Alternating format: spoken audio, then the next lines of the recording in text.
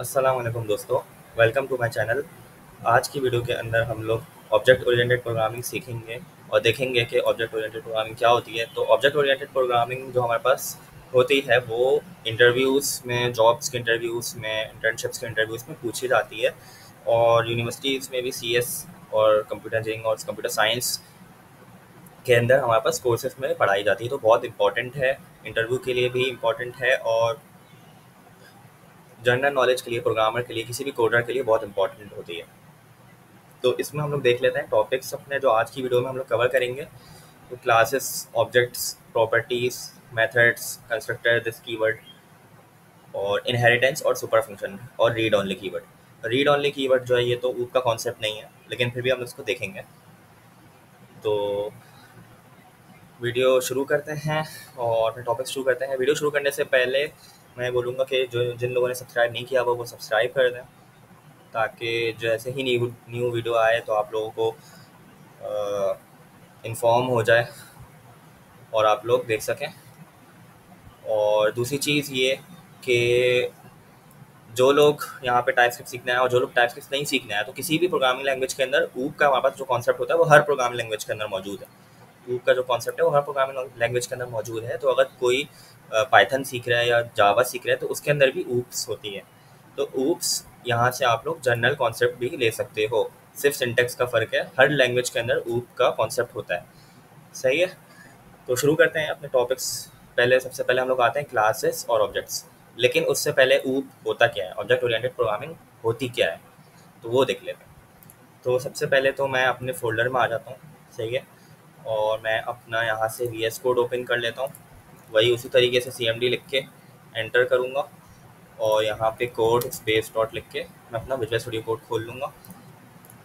तो मेरे पास visual studio code खुल जाएगा। मैंने थीम चेंज कर ली है इसकी, क्योंकि मेरे पास कमेंट्स में आया था कि थीम आप चेंज कर लें, वाइट कर दें, तो मैंने वाइट कर दी है ताकि इजीली सबको दिख सके। सही है। तो मेरे पास यहाँ पे दो फाइल्स हैं, चार फाइल्स हैं। क्लास डॉट टी एस की फाइल है, एक JS की फाइल है, जावास्क्रिप्ट की फाइल है, टाइपस्क्रिप्ट की फाइल है, पैकेज डॉट जेसन की फाइल है, TS कॉन्फिग की फाइल है। तो अभी मैं क्या करूँगा कि मेरे पास क्लास डॉट TS के अंदर तो अपना पुराना वाला काम है जो मेरा आज जो क्लास में हुआ था। तो अब मैं एक नई क्लास बनाऊँगा, एक नई फाइल बनाऊँगा और मैं क्लास 2 के नाम से इसको रख दूँगा। तो सबसे पहले तो हम लोग देख लेते हैं कि होता क्या है ऑब्जेक्ट ओरिएंटेड प्रोग्रामिंग। तो ऑब्जेक्ट ओरिएंटेड प्रोग्रामिंग बेसिकली एक टाइप है प्रोग्रामिंग की। प्रोग्रामिंग जो हमारी होती है, जो कोडिंग हम लोग करते हैं, वो दो तरीके से कर सकते हैं। दो तरीके कौन कौन से होते हैं? एक तरीका हमारा हो गया प्रोसीजरल, सही है, प्रोसीजरल प्रोग्रामिंग। और दूसरा हमारे पास जो तरीका होता है वो होता है ऊप, यानी कि ऑब्जेक्ट ओरिएंटेड प्रोग्रामिंग। ठीक है, ऑब्जेक्ट ओरिएंटेड प्रोग्रामिंग। तो ये हमारे पास दो तरीके होते हैं प्रोग्रामिंग करने के। एक पहला होता है हमारे पास प्रोसीजरल और दूसरा होता है हमारे पास ऑब्जेक्ट ओरिएंटेड प्रोग्रामिंग। तो दोनों में फ़र्क क्या है?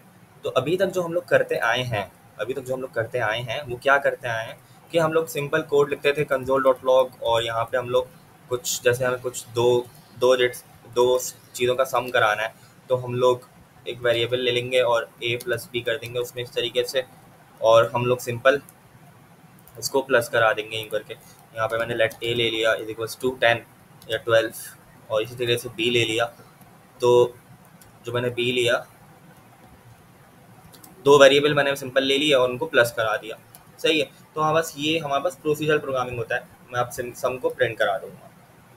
सिंपल ये प्रोसीजरल प्रोग्रामिंग होता है कि लाइन बाय लाइन कोड चल रहा होता है और उसमें हम लोग कुछ फंक्शंस भी लिख देते थे, फंक्शंस यहाँ पे आ जाते थे। अब आप एरो फंक्शन लेना चाहो एरो फंक्शन ले लो, या फिर कोई दूसरा फंक्शन लेना चाहो, नॉर्मल फंक्शन लेना चाहो वो कर सकते हो। ठीक है। तो इस तरीके से हमारे पास ये प्रोसीजरल प्रोग्रामिंग है। इसमें हमारे पास फंक्शंस होते थे, फंक्शन को हम लोग कॉल कर सकते हैं नीचे। हम लोग यहाँ पे नीचे फंक्शन को कॉल कर लेंगे। सम का फंक्शन मैंने बनाया यहाँ पे, नीचे मैंने इसको कॉल कर लिया। ठीक है। तो ये हमारे पास सिंपल जो अभी तक हम लोग करते आए हैं वो हमारे पास जो होती है वो प्रोसीजरल प्रोग्रामिंग कहलाती है। कि सिंपल हमने फंक्शंस बना दिए, कुछ फंक्शन को कॉल करा दिया और हमने कुछ वेरिएबल्स बना दिए और उसको प्रिंट करा दिया, console dot log direct use कर लिया। तो ये हमारे पास क्या होती है, ये हमारे पास प्रोसीजरल प्रोग्रामिंग होती है। इसमें सिंपल फंक्शंस में काम हो रहा होता है हमारे पास। ठीक है। तो ये होता है। अब यहाँ पे मैं एक और फंक्शन बना देता हूँ सब्ट्रैक्शन का, तो वो भी हमारे पास इसी के अंदर आ जाएगा। सब्ट्रैक्शन के फंक्शन को मैंने कॉल करा लिया। यहाँ पे अब मैं जो भी कोड दूंगा वो फंक्शन की बॉडी के अंदर कोड आएगा, वो फंक्शन कॉल हो जाएगा। तो ये बात तो पता ही आप लोगों के, फंक्शन जब कॉल करते हैं तो जैसे सम मैंने कॉल किया तो अब ये वाला कोड चलेगा, सब्ट्रैक्शन कॉल किया तो ये वाला कोड चलेगा। खैर, तो ये है सिंपल सा जो इंट्रोडक्शन में दे रहा था वो यही था कि प्रोसीजर प्रोग्रामिंग क्या होती है, कि एक प्रोग्रामिंग की टाइप है हमारे पास, और प्रोग्रामिंग की टाइप जो है वो हम लोग जो अभी तक काम करते हैं वो प्रोसीजर प्रोग्रामिंग का काम करते हैं। ठीक है, तो अभी मैं इसको कमेंट आउट कर देता हूँ और मैं आगे आता हूँ, मैं ऑब्जेक्ट ओरिएंटेड प्रोग्रामिंग बताता हूँ। ऑब्जेक्ट ओरिएंटेड प्रोग्रामिंग क्या होती है और क्यों यूज़ करते हैं। तो ऑब्जेक्ट ओरिएंटेड प्रोग्रामिंग जो बस होती है उसके अंदर दो मेन चीज़ होती हैं, दो मेन कॉन्सेप्ट्स होते हैं। सही है, एक तो ऑब्जेक्ट से, ऑब्जेक्ट जो नाम लिखा है उसी के अंदर हमारे पास आ रहा है, पहला कॉन्सेप्ट है ऑब्जेक्ट का, ऑब्जेक्ट। ठीक है, तो इसमें ऑब्जेक्ट होंगे, ऑब्जेक्ट तो हम लोग को पता है क्या होता है। दूसरा हमारे पास क्लासेज आ जाती हैं, क्लासेस। तो क्लासेस क्या होती हैं ये देखेंगे अभी हम आगे। ये दो मेन कॉन्सेप्ट्स होते हैं ऑब्जेक्ट ओरिएंटेड प्रोग्रामिंग के अंदर, हम क्लासेस और ऑब्जेक्ट्स बना रहे होते हैं इसमें। तो ये होता है ऑब्जेक्ट ओरिएंटेड प्रोग्रामिंग के अंदर। अब ऑब्जेक्ट ओरिएंटेड प्रोग्रामिंग यूज़ क्यों करता है, तो जो हमारे पास कॉम्प्लेक्स सिस्टम्स होते हैं ना, जो कॉम्प्लेक्स सिस्टम्स होते हैं या कह लें कॉम्प्लेक्स सॉफ्टवेयर्स हो गए, कॉम्प्लेक्स सॉफ्टवेयर्स हो गए या वेबसाइट्स हो गई या प्रोजेक्ट्स हो गए, कॉम्प्लेक्स प्रोजेक्ट्स जो बड़े बड़े प्रोजेक्ट्स होते हैं। जैसे मैं अगर बात कर लूँ यूट्यूब की, तो मैं बात कर लूँ यूट्यूब क्या है, एक वेबसाइट है, ऐप है। सही है, मोबाइल में भी ऐप है उसकी और नेट पे भी वेबसाइट है, तो क्रोम पे जो चल जाती है।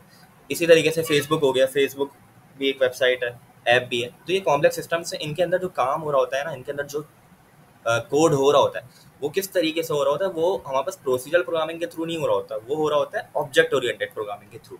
ऑब्जेक्ट ओरिएंटेड प्रोग्रामिंग का कॉन्सेप्ट लग रहा होता है, उसमें हमारे क्लासेस बनी हुई होती हैं, ऑब्जेक्ट्स बने हुए होते हैं, और भी बहुत सी चीज़ होती हैं, इनहेरिटेंस हो रही होती है और भी चीज़ें हो रही होती हैं। तो ये ऑब्जेक्ट ओरिएंटेड प्रोग्रामिंग का जो कॉन्सेप्ट है ये कॉम्प्लेक्स प्रोजेक्ट्स में यूज़ होता है। प्रोसीजरल प्रोग्रामिंग हमारे बड़े बड़े प्रोजेक्ट्स में यूज़ नहीं कर हो रही होती।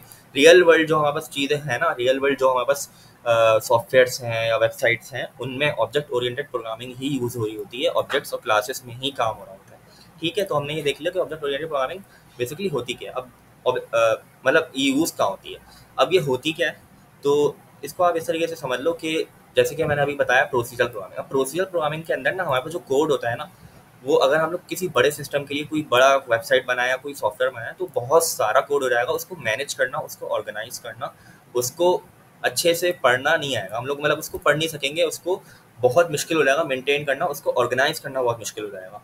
उसको कह लें एक तरीके से, उसको लिखना, उसमें कोई चीज़ ऐड करनी है।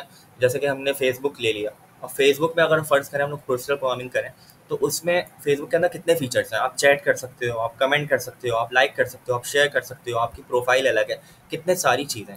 तो इन सब का कोड जब आप लिखोगे और प्रोसीजरल प्रोग्रामिंग में लिखोगे, तो आपका जो कोड होगा ना वो मैसी हो जाएगा, मैसी मतलब गंदा हो जाएगा। तो प्रोग्रामिंग की लैंग्वेज में हम किसको कहते हैं, स्पैगेटी होती है, स्पैगेटी बन जाएगा, वो इधर उधर हो जाएगा, स्पैगेटी कोड हो जाएगा। सही है, उसको जैसे कि आपने कोड लिखा, अब वो जो कोड होगा ना वो आपने प्रोसीजरल प्रोग्रामिंग में लिख दिया और वो आपने कोई बड़ा सॉफ्टवेयर बनाया, तो जो हमारे पास कोड होगा वो अब जब किसी दूसरे प्रोग्रामर को दोगे तो वो पढ़ नहीं पाएगा, उसको समझ ही नहीं आएगा ये क्या हो रहा है। तो ये जो ऑब्जेक्ट ओरिएंटेड प्रोग्रामिंग है ये कोड को क्या करती है, कोड को ऑर्गेनाइज कर देती है। और दूसरी बात, रीयूजेबल कोड हो जाता है। आपके पास जो यहाँ पे कोड होगा वो आपको बहुत दफ़ा लिखना पड़ेगा, आप एक ही फंक्शन बार बार बना रहे हो या एक ही फंक्शन को बार बार कॉल करा रहे हो, इस तरीके से बहुत मरतबा आपको कोड लिखना पड़ेगा। लेकिन यहाँ पे ऑब्जेक्ट ओरिएंटेड प्रोग्रामिंग क्या करती है, लाइंस ऑफ कोड्स भी कम कर देती है। सही है, तो इसीलिए हम लोग ऑब्जेक्ट ओरिएंटेड प्रोग्रामिंग प्रेफर करते हैं कि जब भी हम कोई बड़ा प्रोजेक्ट बनाते हैं, कॉम्प्लेक्स प्रोजेक्ट बना रहे होते हैं, तो हम लोग ऑब्जेक्ट ओरिएंटेड प्रोग्रामिंग बनाते हैं। जैसे कि हमें होमवर्क संडे जो दिया यूनिवर्सिटी मैनेजमेंट, वो भी हमें इसी के थ्रू बनाना होगा। सही है, तो ये था हमारा ऑब्जेक्ट ओरिएंटेड प्रोग्रामिंग का थोड़ा सा डेमो। सही है, और अब मैं इसकी अगर लाइव एग्जांपल, जैसे कि मैंने फेसबुक की एग्जांपल ली, तो फेसबुक की अगर हम बात कर लें तो उसमें बहुत सारी चीज़ें हो गई हैं। पोस्ट करना, लाइक करना, कमेंट करना, शेयर करना, अपनी प्रोफाइल लिखना, प्रोफाइल में एडिट करना कुछ।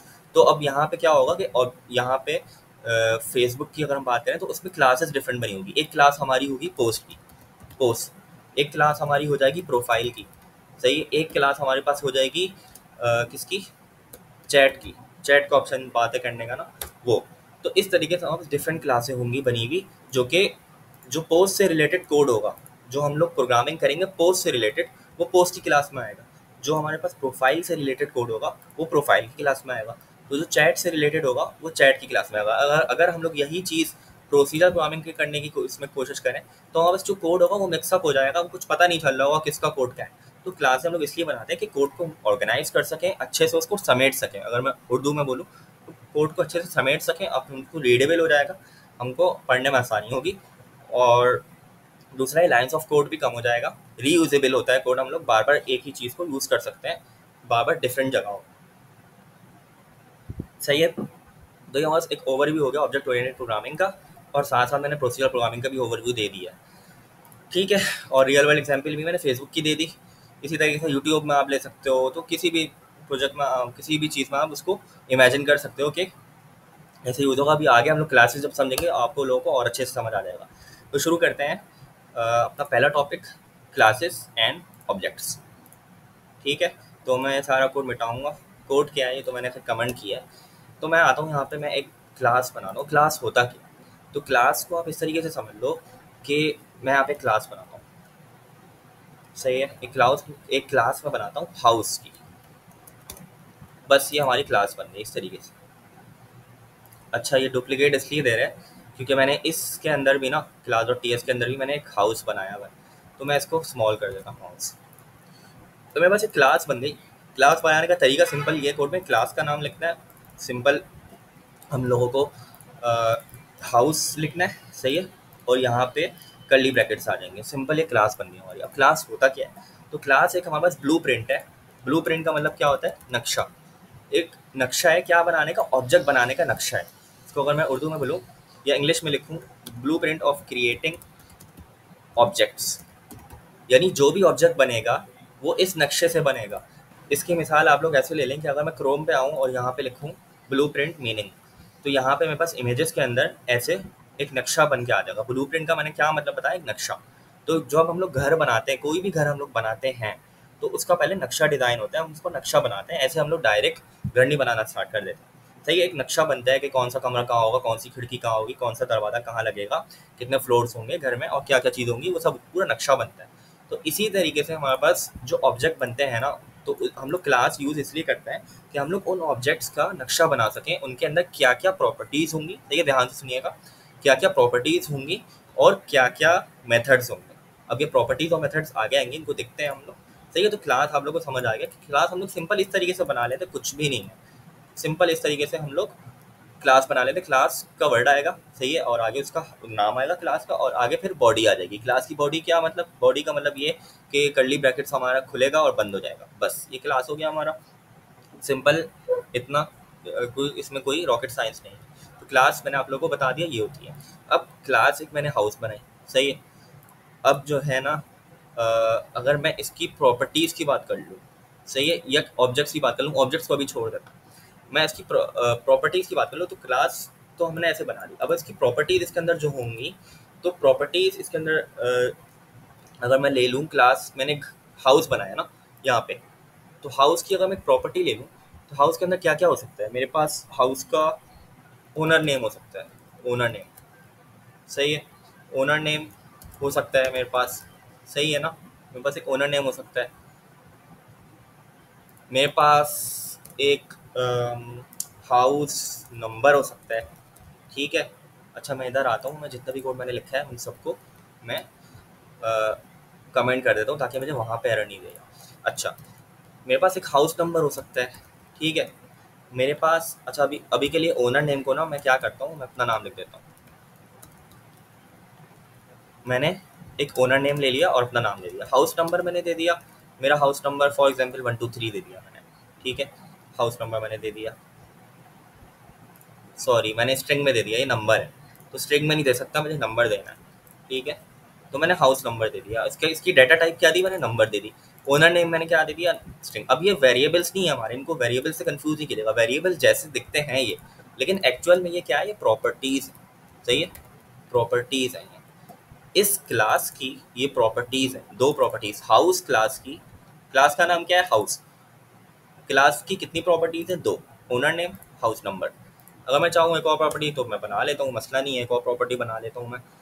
किस नाम से बनाऊँ? मेरे पास एक ओनर का नाम आ गया, हाउस नंबर आ गया, और एक और बना लेता हूँ रूम्स। कितने रूम्स होंगे घर में? नंबर दे देता हूँ, कितने नंबर में आएगा ना, 4 रूम कर दिए मैंने।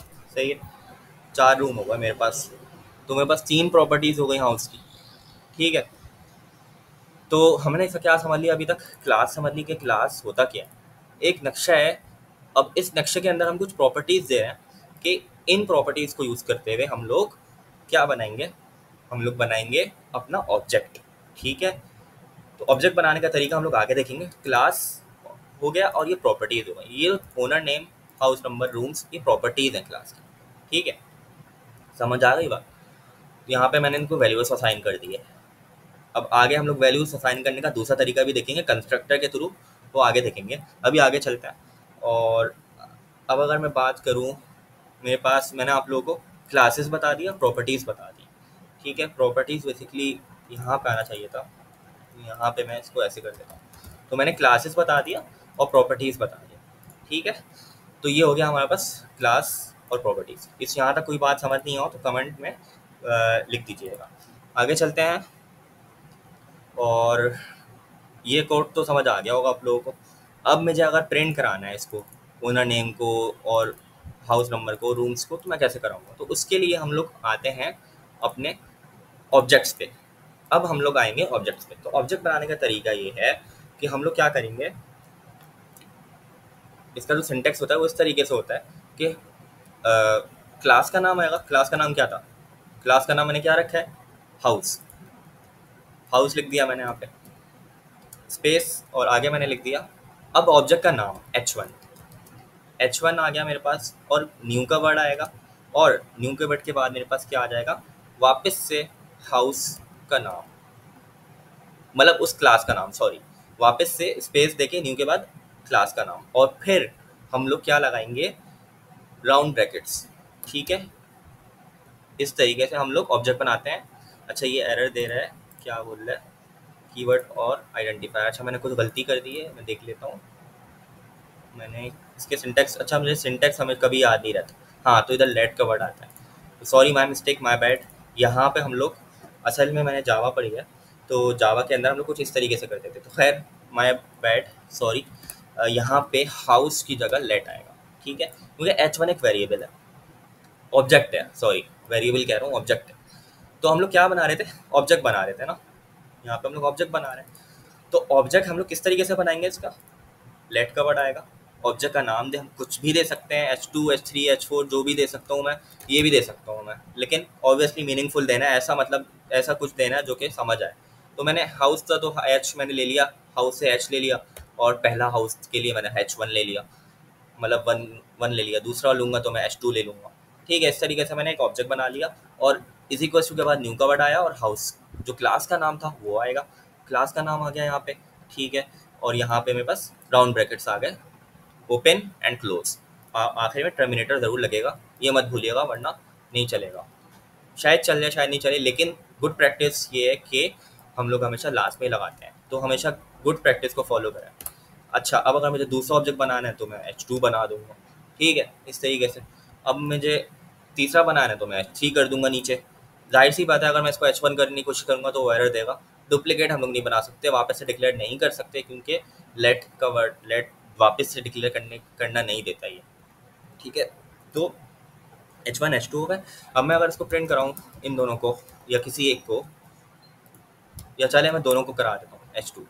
सही है, मैं अपने टर्मिनल में आऊँगा, इधर टर्मिनल, और मैं अपने CMD में आ जाता हूँ। CMD में काम करते हैं हम हमेशा, पावर शेल को मैं किल कर देता हूँ, और यहाँ पे मैं क्या लिखूँगा, TSC एंड नोड। अच्छा, अब यहाँ पे ना जब आप लोग ये लिखोगे, तो अगर आपके पास पैकेज जेसन और TS कॉन्फ़िग की फाइल है, तो फिर आप क्या करोगे कि, अच्छा अभी हमारे 2 क्लास हैं, सही है, क्लास डॉट टी एस और class two dot T S. अगर मैं ये इस तरीके से लिखूंगा तो ये क्लास डॉट टी एस को रन करेगा। तो मैं क्या करूँगा, मैं पूरा लिखूँगा TSC के बाद class two dot T S and node class two dot J S. तो मैंने एक ही कमांड के अंदर दोनों चीज़ें दे दी, class two dot T S and node class two dot J S. Enter करूँगा, मेरे पास आउटपुट आ जाना चाहिए। मेरे पास आउटपुट आ गया, सही है। इस क्लास का क्या आया, ओनर नेम जाहिर, हाउस नंबर 1 2 3 रूम्स 4। 2 मरतबा एक ही चीज़ प्रिंट हो गई। क्यों प्रिंट हो गई 2 मरतबा एक ही चीज़ प्रिंट, देख लेते हैं। तो मैंने यहाँ पे क्या दिया था, अगर आप लोगों को याद हो, ओनर नेम मैंने दिया था जाहिर, सही है, यही आ गया। हाउस नंबर दिया था 123, सही है, यही आ गया। रूम्स मैंने दिया था 4, सही है। अब आप लोग कहोगे कि 2 मरतबा H1 H2 किया, 2 मरतबा क्यों आया? तो उसका रीज़न यही है कि हमने यहाँ पे 2 मरतबा ऑब्जेक्ट बनाए थे और दोनों को प्रिंट कराया, तो 2 मरतबा ही आएगा। जाहिर सी बात है, अगर मैं 3 मरतबा बनाता और तीसरे को भी यही इस तरीके से प्रिंट कर देता, तब तीसरी मरतबा भी इसी तरीके से आता ना, 3 मरतबा आ जाता, फिर ये तो कोई बात ही नहीं है। तो सही है, समझ आ गया इतना। अब आप लोग एक और चीज़ बोलोगे कि ये सेम आ रहा है, अगर मुझे वैल्यूज़ को चेंज करना हो तो कैसे करेंगे? ये प्रॉब्लम आ गई वहाँ बस, कि हाउस नंबर भी सेम है, हाउस का ओनर भी सेम है, मैं चाहता हूँ कि दूसरा ओनर हो, तो उसके लिए हमें कंस्ट्रक्टर यूज़ करना पड़ता है, ठीक है। तो उस पर भी अभी आते हैं, लेकिन यहाँ तक अगर कोई बात भी समझ नहीं आए तो पूछ लीजिएगा। यहाँ तक मेरे हिसाब से बहुत सिंपल है, हमने कुछ भी नहीं किया, सिर्फ एक क्लास बनाई, क्लास के अंदर अंदर 3 प्रॉपर्टीज़ दे दी, उनको उनकी वैल्यूज़ दे दी, प्रॉपर्टीज़ डिक्लेयर करके उनको इनिशियलाइज भी कर दिया, मतलब उनको वैल्यू भी असाइन कर दिया हमने, और फिर यहाँ पे ऑब्जेक्ट्स बनाए। इस तरीके से बनते हैं, न्यू का वर्ड आता है, क्लास का नाम आता है, और ये इस तरीके से लेट H1, यानी ऑब्जेक्ट का जो भी नाम आप दे सकते हो, कुछ भी दे सकते हो, आपकी मर्जी है, सही है। आखिर में ब्रैकेट नहीं भूलिएगा, टर्मिनेटर नहीं भूलिएगा, टर्मिनेटर ये होता है, इसको हम टर्मिनेटर कहते हैं। और फिर मैंने यहाँ पे प्रिंट करा दिया। अब आप लोग बोलोगे कि अगर मुझे सिर्फ एक प्रॉपर्टी चाहिए, फॉर एग्जाम्पल मैं चाहता हूँ H1 का सिर्फ ओनर नेम आए, तो ओनर नेम के लिए मैं H1 के आगे डॉट लिखूंगा। यहाँ पे मैंने तीनों प्रॉपर्टीज दे दी, मैंने डॉट के बाद ओनर नेम लिख दिया, सही है। H2 का मैं चाहता हूँ सिर्फ रूम्स आए, H2 के रूम्स आए, तो H2 के रूम्स आ जाएंगे, और H3 का मैं चाहता हूँ सिर्फ हाउस नंबर आए, तो मैं बस H3 का सिर्फ हाउस नंबर आ जाएगा। देख लेते हैं इसको, वापस से मैं उसी कमांड से रन करूँगा। अप एरो की से मैं कमांड्स को नेविगेट कर लेता हूँ, ऊपर नीचे कर लेता हूँ इस तरीके से, अप एरो और डाउन एरो की से, ठीक है। अच्छा, तो यहाँ पे मेरे पास ओनर नेम मैंने प्रिंट किया था, जाहिर आ गया। H2 रूम्स प्रिंट किया था, 4 आ गया। हाउस नंबर प्रिंट किया था, 1 2 3 आ गया, सही है। तो इतनी बात समझ आ गई, अब आगे चलते हैं हम लोग, और हम लोग अपना वो काम करके देखेंगे जो मैंने अभी कहा कि हमारे पास सेम डाटा आ रहा है, अभी तीनों के अंदर सेम प्रॉपर्टीज आ रही हैं। क्यों? क्योंकि ऑब्वियसली हमने एक क्लास के अंदर इसको स्टैटिकली डिफाइन कर दिया ना, कि जो भी मैं हाउस ऑब्जेक्ट बनाऊंगा, जो भी मैं ऑब्जेक्ट बनाऊंगा, उसका ओनर नेम जाहिर होगा। अब मैं जितने भी बना लूँ, सबका ओनर नेम यही रहेगा, सबका हाउस नंबर यही रहेगा, सबके रूम्स यही रहेंगे, समझ आई बात? इस तरीके से हम लोग ये करते हैं। लेकिन अगर मुझे डायनेमिकली पास करना है तो हम लोग फिर क्या करेंगे? तो उसके लिए हमारे पास होता है कंस्ट्रक्टर, ठीक है। लेकिन कंस्ट्रक्टर से पहले एक और चीज़, मेथड्स क्या होते हैं? तो मेथड्स पे हम लोग आते हैं। हमने क्लास पढ़ लिया, प्रॉपर्टीज़ पढ़ लिया, ऑब्जेक्ट्स पढ़ लिया, तो मैं आता हूँ कंस्ट्रक्टर सॉरी मेथड्स पे। उससे पहले मैं यहाँ पे टिक मार्क कर देता हूँ उसको, just give me a minute.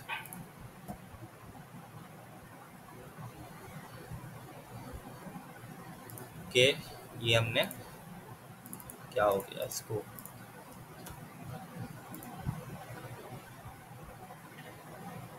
PC slow चल रहा है, तो यहाँ पे हमने इसको टिक मार्क कर दिया, ठीक है। और ये ऑब्जेक्ट्स भी हमने पढ़ लिया। अब हम आते हैं मेथड्स पे अपने। तो मेथड्स क्या होते हैं? मेथड्स बेसिकली हमारे फंक्शंस ही होते हैं। फंक्शंस हम लोग ने पढ़े थे, क्या होते थे फंक्शंस की? अगर मैं बात करूँ एक सेकंड के लिए, मैं सब चीज़ गायब कर दूँ, फंक्शंस की बात कर लूँ, रिविजन कर लेते हैं थोड़ा सा। फंक्शन, फंक्शन का कोई भी नाम दे दिया मैंने, फंक नाम दे दिया, फंक 1, पहला फंक, सही है। एक फंक्शन बनाया मैंने, फंक्शन का नाम दिया, सही है, फंक्शन 1 मैंने नाम दे दिया, और आगे उसके राउंड ब्रैकेट्स और फंक्शन की बॉडी। यहाँ पे मैं आप कुछ भी कह लूँ, console dot log inside function, inside func 1, यानी मैं फंक्शन के अंदर आ गया हूँ, इनसाइड फंक 1 यानी फंक्शन के अंदर, तो मैंने कंसोल में प्रिंट कर दिया। ये हमारे पास फंक्शन था, सिंपल फंक्शन था हमारा, है ना। यही होता था ना फंक्शन। इसको हम नीचे हम जब कॉल कराएंगे तो वो प्रिंट भी हो जाएगा इस तरीके से। तो वो क्या प्रिंट कर देगा? ये प्रिंट कर देगा। जब मैं इसको कॉल करूँगा तो कंपाइलर यहाँ आउट क्या आएगा, इसको प्रिंट कर देगा, ठीक है। अगर आप लोगों ने मेरी फंक्शन की वीडियो देखी है तो आप लोगों को ये अच्छे से आता होगा, क्योंकि मैंने इसमें डिटेल में बताया है। तो ये फंक्शन होते हैं। तो मेथड्स हमारे पास क्या होते हैं? ये जो मेथड्स मैंने यहाँ पे लिखा है, ये क्या होता है कि यही होता है, फंक्शन ही होता है एक तरीके से, कह लो। अभी इतना डिटेल में जाए, इसका दूसरा नाम है फंक्शन। और मेथड्स में कुछ डिफरेंसेस होते हैं, लेकिन अभी फिलहाल हम लोग को ये समझने की ज़रूरत नहीं है कि क्या डिफरेंस होता है, वो आगे की बात है। मैं भी इसमें कंफ्यूज हो जाता हूँ। तो अभी के लिए हम लोग ये रखते हैं कि फंक्शन मेथड्स ही होता है। अच्छा, सही है, ये बात समझ आ गई हम लोगों को। तो फंक्शन का रिवीजन हमने कर लिया। अब मैं इसको क्या करूँगा, कमेंट, और नीचे आते हैं। क्लास के अंदर जो हम लोग बना रहे होते हैं ना, क्लास के अंदर, तो वो हम लोग क्या बना रहे होते हैं? फंक्शंस नहीं बनाते, बल्कि मेथड बनाते हैं। किस तरीके से? मेथड किस तरीके से बनाएंगे? उसी तरीके से मैंने फंक्शन लिखा, फंक1 ये सब लिख दिया। लेकिन फ़र्क ये है कि यहाँ पे फंक्शन का वर्ड हट जाता है, सिर्फ और सिर्फ डायरेक्ट फंक्शन का नाम आ जाएगा। तो ये हमारा एक मेथड बन गया, ये हमारा मेथड बन गया।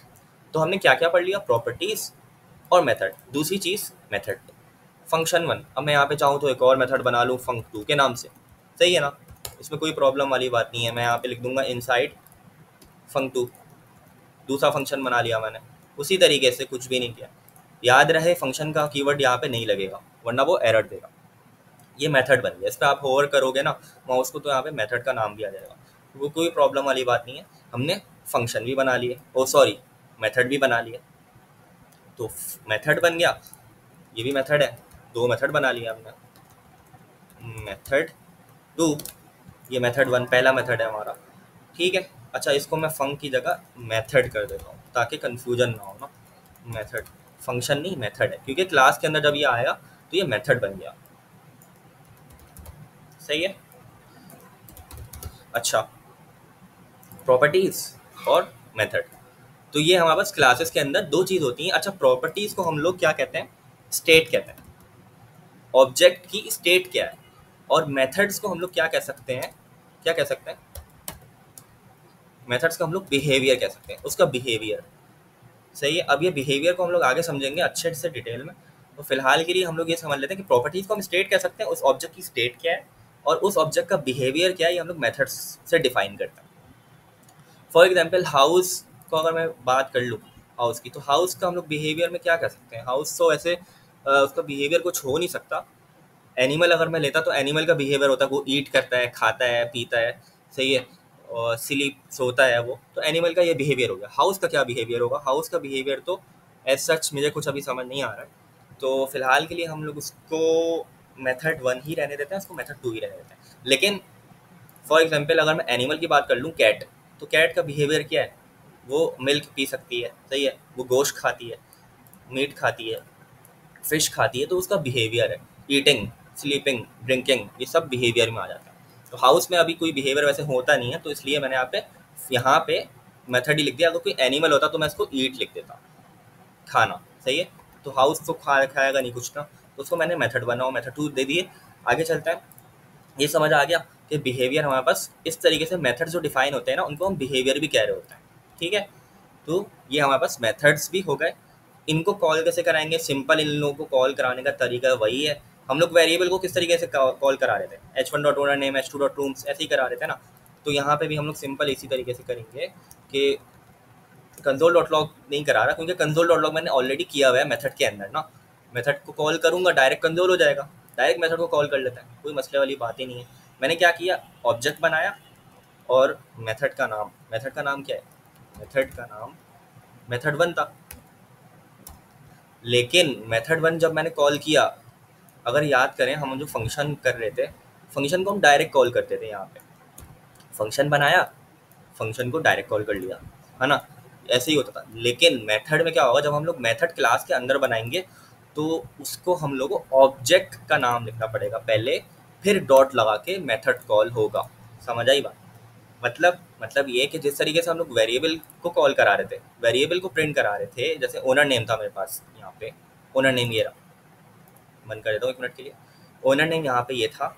अब इसको मैंने कैसे प्रिंट कराया था, ऑब्जेक्ट बनाया h1, और ऑब्जेक्ट बनाने के बाद मैंने उस ऑब्जेक्ट को लिया, डॉट लिया, और ओनर नेम यहाँ पे उस वेरिएबल उस प्रॉपर्टी का नाम लिख दिया। तो ये वेरिएबल मैं बोल देता हूँ गलती से, प्रॉपर्टी होती है, वेरिएबल जैसे दिखते हैं लेकिन वेरिएबल होते नहीं है, प्रॉपर्टी। तो मैंने उस प्रॉपर्टी का नाम लिख दिया। इसी तरीके से मेथड में भी सेम टू सेम यही है, h1 यानी कि मैंने ऑब्जेक्ट का नाम लिया और डॉट ऑपरेटर लगाया और उसके बाद मैंने मेथड का नाम लिखा। लेकिन क्योंकि ये मेथड है इसलिए इसके राउंड ब्रैकेट आएंगे, ओपन और क्लोज। वेरिएबल में कोई राउंड ब्रैकेट इसलिए नहीं होता क्योंकि वो वेरिएबल है, उसको हम डायरेक्ट एक्सेस कर सकते हैं। यहाँ पे हम लोग इसको ऐसे करेंगे। तो इसको अगर मैं चलाऊँ, इन तीनों को मैं कमेंट करता हूँ 1 मिनट के लिए। अब सिर्फ h1.method1 चला रहा हूँ तो क्या होगा देख लेते हैं।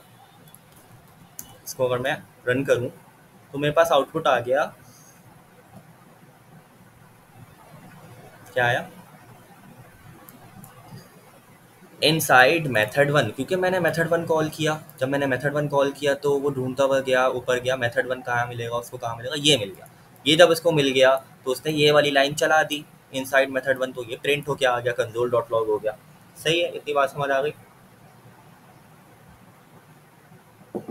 ये हमारे हो गए मेथड्स। सही है,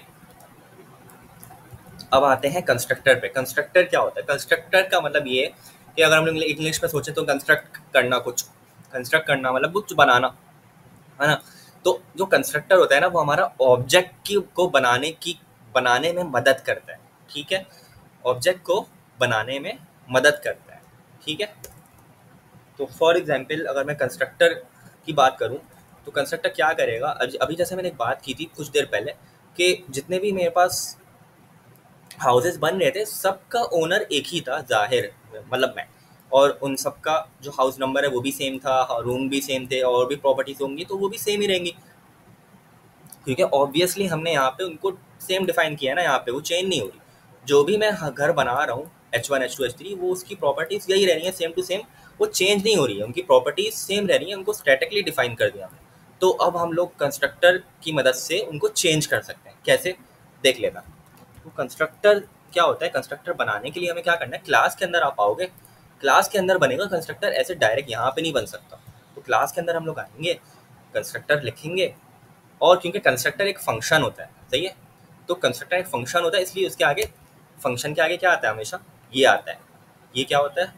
राउंड ब्रैकेट्स, और फंक्शन की बॉडी, फंक्शन की बॉडी आ गया, ये बन गया हमारा कंस्ट्रक्टर। सिंपल इज दैट, बस इतना सिंपल है ये। कंस्ट्रक्टर का स्पेलिंग गलत होगी तो वो एरर देगा। सही है, स्पेलिंग गलत, अच्छा स्पेलिंग गलत हुई तो उसने क्या समझ लिया? उसको मेथड समझ लिया, कोई मेथड बन गया। तो स्पेलिंग सेम होनी चाहिए कंस्ट्रक्टर। सही है, अगर मैं स्पेलिंग गलत करूंगा तो वो उसको मेथड समझ लेगा ना, क्योंकि मेथड का सिंटेक्स भी यही है, मेथड उसको लगेगा ये मेथड है। अगर मैं इस तरीके से करता हूँ तो वो उसको लगेगा ये मेथड है। मेथड नहीं है, हम लोग को कंस्ट्रक्टर बनाना है, तो उसकी स्पेलिंग सेम होनी चाहिए, ये ध्यान रहे यहाँ पे, कंस्ट्रक्टर की स्पेलिंग सेम होनी चाहिए। ठीक है, इसी तरीके से कंस्ट्रक्टर, और यहाँ पे हम लोग कंस्ट्रक्टर में कुछ भी दे सकते हैं। कंसोल डॉट लॉग मैंने अभी करा दिया, इनसाइड कंस्ट्रक्टर, मैं हूँ कंस्ट्रक्टर के अंदर। सही है, अब अगर मैं इसको यहाँ पे रख दिया मैंने क्लास के अंदर, अब मैं अगर प्रोग्राम को रन करूँ और मैं इसको भी हटा दूँ, अब कुछ भी नहीं है यहाँ पे, कुछ भी मैंने नहीं किया, सिर्फ मैंने ऑब्जेक्ट्स बनाए हैं यहाँ पे H1 H2 H3, और H3 को भी फिलहाल के लिए हटा देते हैं, सिर्फ 2 ऑब्जेक्ट्स हैं मेरे पास। सही है, H3 को भी मैंने हटा दिया, और मैंने कुछ भी कंसोल नहीं कराया, कुछ भी मेथड कॉल भी नहीं कराया, तो अब क्या होगा? तो अब ये कंस्ट्रक्टर कॉल हो जाएगा। आप लोग बोलोगे इस कंस्ट्रक्टर को तुमने कॉल ही नहीं कराया, तो इस कंस्ट्रक्टर को कॉल मैंने नहीं कराया, लेकिन बाय डिफ़ॉल्ट ये कॉल हो रहा है। कैसे? ये कैसे कॉल हो रहा है? तो अगर आप इधर आओ, और यहाँ पे जो हमने ऑब्जेक्ट जब बनाया था लाइन नंबर 43 में, तो यहाँ पे अगर माउस यहाँ पे लेके जाओ तो यहाँ पे क्या लिखा हुआ है? कंस्ट्रक्टर हाउस, यानी कि हाउस क्लास का कंस्ट्रक्टर। तो बेसिकली जो हम लोग यहाँ पे ये बना रहे थे ना, ये जो क्लास का नाम लिख रहे थे, ये कंस्ट्रक्टर ही है जो कि कॉल करवा रहे हैं यहाँ पे। तो कंस्ट्रक्टर यहाँ पे कॉल हो रहा है, ये फंक्शन कॉल हो रहा है यहाँ पे। तो जब आप यहाँ पे ऑब्जेक्ट बनाते हो तो बाय डिफ़ॉल्ट जो कंस्ट्रक्टर होता है हमारा, वो कॉल हो जाता है। समझ आई बात? सॉरी, तो बाय डिफ़ॉल्ट जो कंस्ट्रक्टर होता है वो कॉल हो जाता है हमारा। तो अब हम लोग टर्मिनल खोल लेते हैं, देख लेते हैं क्या ये बात सच है। अभी मैंने कुछ भी यहाँ पे नहीं कराया, सब कमेंट किया हुआ है, सिर्फ ऑब्जेक्ट्स बनाए मैंने। तो बाय डिफ़ॉल्ट 2 मरतबा मैंने 2 ऑब्जेक्ट बनाए, तो इस हिसाब से, इस लॉजिक के हिसाब से 2 मरतबा ये चीज़ प्रिंट होनी चाहिए, क्योंकि 2 ऑब्जेक्ट बनाए तो 2 मरतबा कंस्ट्रक्टर कॉल होगा, क्योंकि 2 ऑब्जेक्ट बनाए। तो देख लेते हैं इसको रन करके, तो यहाँ पे ये 2 मरतबा हो गया। सही है, हमारी लॉजिक वेरीफाई हो रही है कि ये जो हम ऑब्जेक्ट बना रहे हैं तो उसका कंस्ट्रक्टर भी कॉल हो रहा है। सही है, तो इस तरीके से हम लोग कंस्ट्रक्टर बनाते हैं। अच्छा, एक ये चीज़ हो गई। दूसरी चीज़ ये कि अगर मुझे, अब वही वाली बात कि मुझे डाटा डायनेमिक करना है, मुझे हर हाउस का ओनर अलग चाहिए। अब मुझे हर हाउस का ओनर अलग चाहिए, तो मुझे कंस्ट्रक्टर यूज़ करना पड़ेगा। कैसे यूज़ करेंगे देख लेते हैं। हम क्या करेंगे कि अभी तो मैंने यहाँ पे कंस्ट्रक्टर बना लिया। अच्छा, एक और चीज़ इसमें, कंस्ट्रक्टर जो होता है ना हमारा, अगर मैं उसको हटा दूँ तो यहाँ पे ना बाय डिफ़ॉल्ट एक कंस्ट्रक्टर बना देता है। जब भी हम ऑब्जेक्ट को कॉल करेंगे ना, जब भी हम लोग ऑब्जेक्ट को बनाएंगे, तो बाय डिफ़ॉल्ट एक कंस्ट्रक्टर होता है क्लास का, दिखता नहीं है हम लोग को, लेकिन वो यहाँ पे कहीं मौजूद है, जो कि कंपाइलर या टाइप स्क्रिप्ट खुद से बना देती है। यहाँ पे भी अगर आप माउस लेके आओगे तो यहाँ पे लिखा हुआ है कंस्ट्रक्टर हाउस। ये कैसे आ रहा है? ये बाय डिफ़ॉल्ट एक बना हुआ है, यहाँ पे हमें दिख नहीं रहा, वो बैकग्राउंड में बना हुआ है। तो अभी हम लोग ये बात समझ ली हमने कि बाय डिफ़ॉल्ट एक कंस्ट्रक्टर होता है। अभी हम लोगों ने क्या किया, अब बाय डिफॉल्ट कंस्ट्रक्टर होता है, अब हम जब बनाते हैं ना तो वो वाला कंस्ट्रक्टर हट जाता है और हमारा वाला कंस्ट्रक्टर आता है। अब ये चल रहा था, हमने देख लिया, इसका आउटपुट भी देख लिया। 2 मरतबा ऑब्जेक्ट बनाया था तो 2 मरतबा ये चीज़ प्रिंट हो रही थी, 2 मरतबा ये वाला फंक्शन या ये वाला कंस्ट्रक्टर कॉल हो रहा था। समझ आई बात? ये चीज़ हो गई। अब मैंने क्या कहा था, मुझे डाटा पास करना है और मुझे डाटा डायनेमिक करना है कि जो हाउस का मैं ओनर चेंज कर सकूं और जो भी मैं नया हाउस बनाऊं उसका डाटा चेंज हो और उसमें मैं चेंजेस कर सकूं। सही है ना? इस तरीके से मुझे उसका डाटा डायनेमिक करना है, यानी कि हर मरतबा जब भी मैं हाउस बनाऊंगा तो उसका ओनर अलग होगा, उसका रूम अलग होगा। इस तरीके से रियल वर्ल्ड में भी अगर मैं बात करूँ तो हर हाउस में अलग अलग लोग रह रहे होते हैं, हर घर में अलग अलग लोग रह रहे होते हैं। ऐसा तो नहीं है कि हर हाउस का हाउस नंबर भी सेम है, लोग भी सेम है, ऐसा तो नहीं होता ना। तो रियल वर्ल्ड में ऐसा नहीं होता। तो मैं क्या करूँगा उसके लिए, सिंपल मैंने क्या करना है कि कंस्ट्रक्टर, आप लोगों को याद होगा, हम लोगों ने फंक्शन जब पढ़े थे, फंक्शन के अंदर एक और चीज़ आती है। अब मैं वापस से रिकैप दे देता हूँ थोड़ा सा। ये रिकैप इसलिए लेके चल रहा हूँ ताकि उससे आप रिलेट कर सको, क्योंकि जो पिछले कॉन्सेप्ट है ना वही यूज हो रहा है। फंक्शन हमने पासिंग का पढ़ा था कि डाटा पास कर सकते हैं। फॉर एग्जाम्पल मैं यहाँ पे 1,2 अगर दूँ और यहाँ पे भी 1, यहाँ पे मैं एक वेरिएबल लूँ एक और यहाँ पे बी ले लूँ और इसको मैं नंबर दे देता हूँ और यहाँ पे मैं नंबर दे देता हूँ। कुछ याद आया कि क्या हो रहा था? ये हम क्या कर रहे थे, नीचे से 1 पास कर रहा हूँ मैं नीचे से वन के अंदर और 2 पास कर रहा हूँ मैं यहाँ पे, यानी कि 1 जो पास हो रहा है वो ए की जगह आएगा और जो 2 पास होगा वो बी की जगह आएगा। और नीचे अगर मैं यहाँ पे ए और बी को प्रिंट करा दूँ या ए प्लस बी कर दूँ तो यहाँ पे क्या प्रिंट हो जाएगा, 1+2 प्रिंट हो जाएगा। 1+2 कितना होता है? 3 होता है। देख लेते हैं इसको भी ज़रा। मैं इन दोनों को भी कमेंट आउट करता हूँ और मैं सिर्फ और सिर्फ इस वाले कोड को रन करूँगा। नीचे वाला कोड मेरा रन नहीं होगा क्योंकि मैंने नीचे ऑब्जेक्ट्स जो बनाए थे वो भी मैंने खाली कर दिया, ऑब्जेक्ट नहीं बना रहा कोई। सही है, मैंने ऑब्जेक्ट को कमेंट कर दिया, जो जहाँ मेरे ऑब्जेक्ट बन रहे थे वो मैंने कमेंट कर दिया नीचे। सही है, मैं इस कोड को रन करूँगा तो मेरे पास वही अपना कदीम ज़माना आउटपुट आएगा, 2+1 का 3। सही है, 2+1 3। कैसे? 1 पास किया था, 2 पास किया था, यहाँ पे दोनों पास हुए। इन पैरामीटर्स, ये पैरामीटर्स कहलाते हैं। और यहाँ पे मैंने 1+2 जब किया तो 3 आ गया, इसका आउटपुट 3 आ गया। तो ये हमारा कुछ रिकैप हो गया। तो यही लॉजिक यूज़ करते हुए, यही कॉन्सेप्ट यूज़ करते हुए हम लोग क्या करेंगे कि कंस्ट्रक्टर के अंदर 2 आर्ग्यूमेंट्स दे देंगे। या कितने आर्गूमेंट्स चाहिए? 3 चाहिए, क्योंकि 3 प्रॉपर्टीज़ है ना, 3 प्रॉपर्टीज सेट करनी है ना हमें, owner name, house number, rooms. तो हम क्या करेंगे, 3 आर्गूमेंट्स दे देंगे। पहला आर्गूमेंट नेम, दूसरा आर्गूमेंट दूसरा क्या था, हाउस नंबर, और तीसरा रूम। तो नेम नंबर, एच नंबर कर देता हूँ मैं इसको, एच नंबर, कैमिल केस में एच और नंबर, और आखिरी क्या था, आखिरी रूम्स था, इसको मैं रूम दे देता हूँ, नंबर ऑफ रूम दे देता हूँ मैं, या चले रूम्स भी दे देता हूँ, रूम्स, यही दे दिया मैंने। अच्छा, इनकी डाटा टाइप को डिफाइन कर देते हैं। ऑब्वियसली डाटा यहाँ पे भी हमने डाटा टाइप डिफाइन की थी ना, तो यहाँ पे भी डाटा टाइप डिफाइन करनी पड़ेगी। कंस्ट्रक्टर में जब हम लोग कॉल्स को करेंगे तो यहाँ पे भी डाटा टाइप डिफाइन करनी पड़ेगी। मैं स्ट्रिंग दे देता हूँ, नेम ऑब्वियसली स्ट्रिंग होगा, नंबर तुम्हारे पास नंबर होगा, और रूम्स भी तुम्हारे पास नंबर ही होगा। सही है, स्ट्रिंग तो नहीं हो सकता ना। रूम्स, कितने रूम चाहिए, 1 2 3 4 ये होगा ना, 1 2 3 4 नंबर की कैटेगरी आती है, नंबर की डाटा टाइप आती है ना, तो रूम्स नंबर आ जाए। अब हम यहाँ पे क्या करेंगे कि यहाँ पे हम लोग ये करेंगे कि यहाँ पे मैं ये करता हूँ कि यहाँ पे मैंने तीनों चीज़ें जो पास कराई हैं उनको प्रिंट करा देता हूँ।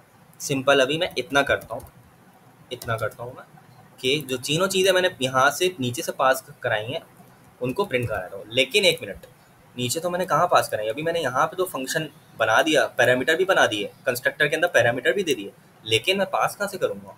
तो वो देख लेते हैं कहाँ से पास करेंगे। मैं क्या करूँगा, जहाँ मैंने ऑब्जेक्ट बनाया था अपना, अगर आप लोग याद करें, H1 मैंने कैसे बनाया था, ऑब्जेक्ट लेट का वर्ड आया था और H1 आया था और इज इक्वल्स टू न्यू का वर्ड आया था, और हाउस यानी क्लास का जो नाम होता है, वो क्लास का नाम क्या था, ये रहा क्लास का नाम। और यहाँ पे मेरे पास क्लास के नाम के बाद जो मेरे पास ब्रैकेट्स आ रहे हैं ना, जो मेरे पास ब्रैकेट्स आ रहे हैं, राउंड ब्रैकेट्स, वहाँ पे मैंने इसके पैरामीटर्स देने हैं, क्योंकि ये कंस्ट्रक्टर है। बेसिकली ये क्लास का नाम जो हमने दिया ये कंस्ट्रक्टर है, तो ये कंस्ट्रक्टर को कॉल कर रहे हैं। कंस्ट्रक्टर को जब हम कॉल करेंगे तो वो क्या एक्सपेक्ट कर रहा है, 3 आर्गूमेंट्स। कौन से 3 आर्गूमेंट्स? ये 3 आर्गूमेंट्स एक्सपेक्ट कर रहे हैं, लेकिन हमने अभी कितने दिए हैं, कुछ भी नहीं दिया, बस एरर आ रहा है। तो यहाँ पे मैं इसके आर्गूमेंट से देंगे, मैं यहाँ पे दे दूंगा जाहिर, या मैं कोई और नाम देता हूँ ABC, और यहाँ पे मैं दे देता हूँ। अब वो क्या नाम एक्सपेक्ट कर रहा है, एच नंबर, यानी कि हाउस नंबर, 1 2 3 4 5, यहाँ पे वो क्या एक्सपेक्ट कर रहा है, रूम नंबर यानी कि रूम्स, तो मैं कह देता हूँ 3 कमरे, इस मरतबा 3 कमरे चाहिए हमें, ठीक है। ये हो गया हमारा। अभी के लिए फ़िलहाल मैं H2 को कमेंट ही रहने देता हूँ, सही है। फ़िलहाल के लिए मैं ऐसे रखता हूँ इसको, ताकि कोड सिंपल रहे ना थोड़ा सा। तो ABC मेरे पास यहाँ पे नेम आ गया, यानी कि ओनर नेम आ गया, बेसिकली ये ओनर नेम है, सही है। और ये H नंबर आ गया। यहाँ पे आप इन वेरिएबल्स को आप कुछ भी दे सकते हो, इससे कोई रिलेटेड नहीं है। अगर मैं इसको NAMM कर दूँ ना, तो यहाँ पे भी NAM हो जाएगा, सही है। कुछ भी दे सकते हो आप, यहाँ पे XYZ दे सकते हो, कुछ भी दे सकते हो। H नंबर भी कुछ भी दे सकते हो, ये भी कुछ भी दे सकते हो। पैरामीटर्स का नाम रखना हमारे अपने ऊपर होता है कि क्या नाम देना है हम इसको, लेकिन ऑब्वियसली मीनिंगफुल नाम रखना होगा। अब यहाँ पे आप चाइनीज़ लिख दोगे तो समझ नहीं आएगा, सही है, कि क्या चीज़ है ये। चाइनीज़ में लिख तो दूंगा, यहाँ पे चाइनीज़ में पे लिख तो दूंगा, और कोड भी रन हो जाएगा, सही है, क्योंकि मैंने उसको मैच कर लिया, वेरिएबल के नाम को मैच कर लिया, लेकिन समझ नहीं आएगा। तो हम लोग को मीनिंगफुल नाम रखना होता है कि समझ तो आए बंदे को, सामने वाले पढ़ने को। हमें खुद समझ नहीं आएगा, हम कुछ दिन बाद कोड खोलेंगे। तो सिंपल मैंने क्या किया, नीचे से मैंने एक ऑब्जेक्ट बनाया, जहाँ से मैं कंस्ट्रक्टर कॉल जब कराता हूँ तो वहाँ पे मैंने 3 आर्गूमेंट्स पास कर दिए, और उन 3 आर्गूमेंट्स को मैंने कंस्ट्रक्टर के अंदर प्रिंट करा दिया। अब देख लेते हैं कि क्या ये मेरे पास आउटपुट क्या आएगा, सही आएगा या नहीं आएगा। ये 3 चीज़ें जो मैंने दी हैं, ये प्रिंट होंगी यहाँ पे, लॉजिक के हिसाब से होनी चाहिए। तो मेरे पास क्या आएगा देखते हैं। और मेरे पास ये प्रिंट हो गया है ABC, सही है। H नंबर ABC मैंने दिया था, यहाँ से नीचे से पास किया, इधर आया ABC, और यहाँ पे नेम के अंदर स्टोर हुआ ABC, और नेम प्रिंट हो गया, कंसोल हो गया। फिर मेरे पास 1 2 3 4 5 था, नीचे से ऊपर गया, वो H नंबर में सेकंड पैरामीटर था हमारा, तो सेकंड में ही जाएगा। हाँ, तो H नंबर में जब हमारे पास 1 2 3 4 5 जब हमने दिया, तो 1 2 3 4 5 सेकंड पैरामीटर था हमारा, सेकंड पैरामीटर था, तो वो सेकंड पैरामीटर में ही चला गया, और H नंबर नीचे आके प्रिंट हो गया 1 2 3 4 5। इसी तरीके से जब हमने रूम्स 3 दिया, तो वो रूम्स वाले पैरामीटर में गया, और रूम्स यहाँ पे आके प्रिंट हो गया, तो यहाँ पे 3 आ गया। तो ये तीनों पैरामीटर्स हमने जो नीचे से पास किए थे, उसको हमने सिंपल यहाँ पे प्रिंट करा दिया, सही है। हमें इतनी बात समझ आ गई। अब हम लोगों को क्या करना था, हम लोगों ने नीचे से डाटा तो पास कर दिया, सही है। यहाँ पे हमने डाटा तो पास कर लिया। फॉर एग्जांपल यहाँ पे मुझे हाउस जो ओनर था वो कामरान देना है, मैंने कामरान दे दिया, हाउस ओनर मैंने कामरान दे दिया। तो हमने नीचे से डाटा तो पास कर लिया। अब हमें इस क्लास के अंदर हमने डाटा पहुँचा दिया। अगर आप नोट करो, कंस्ट्रक्टर कहाँ होता है, क्लास के अंदर होता है।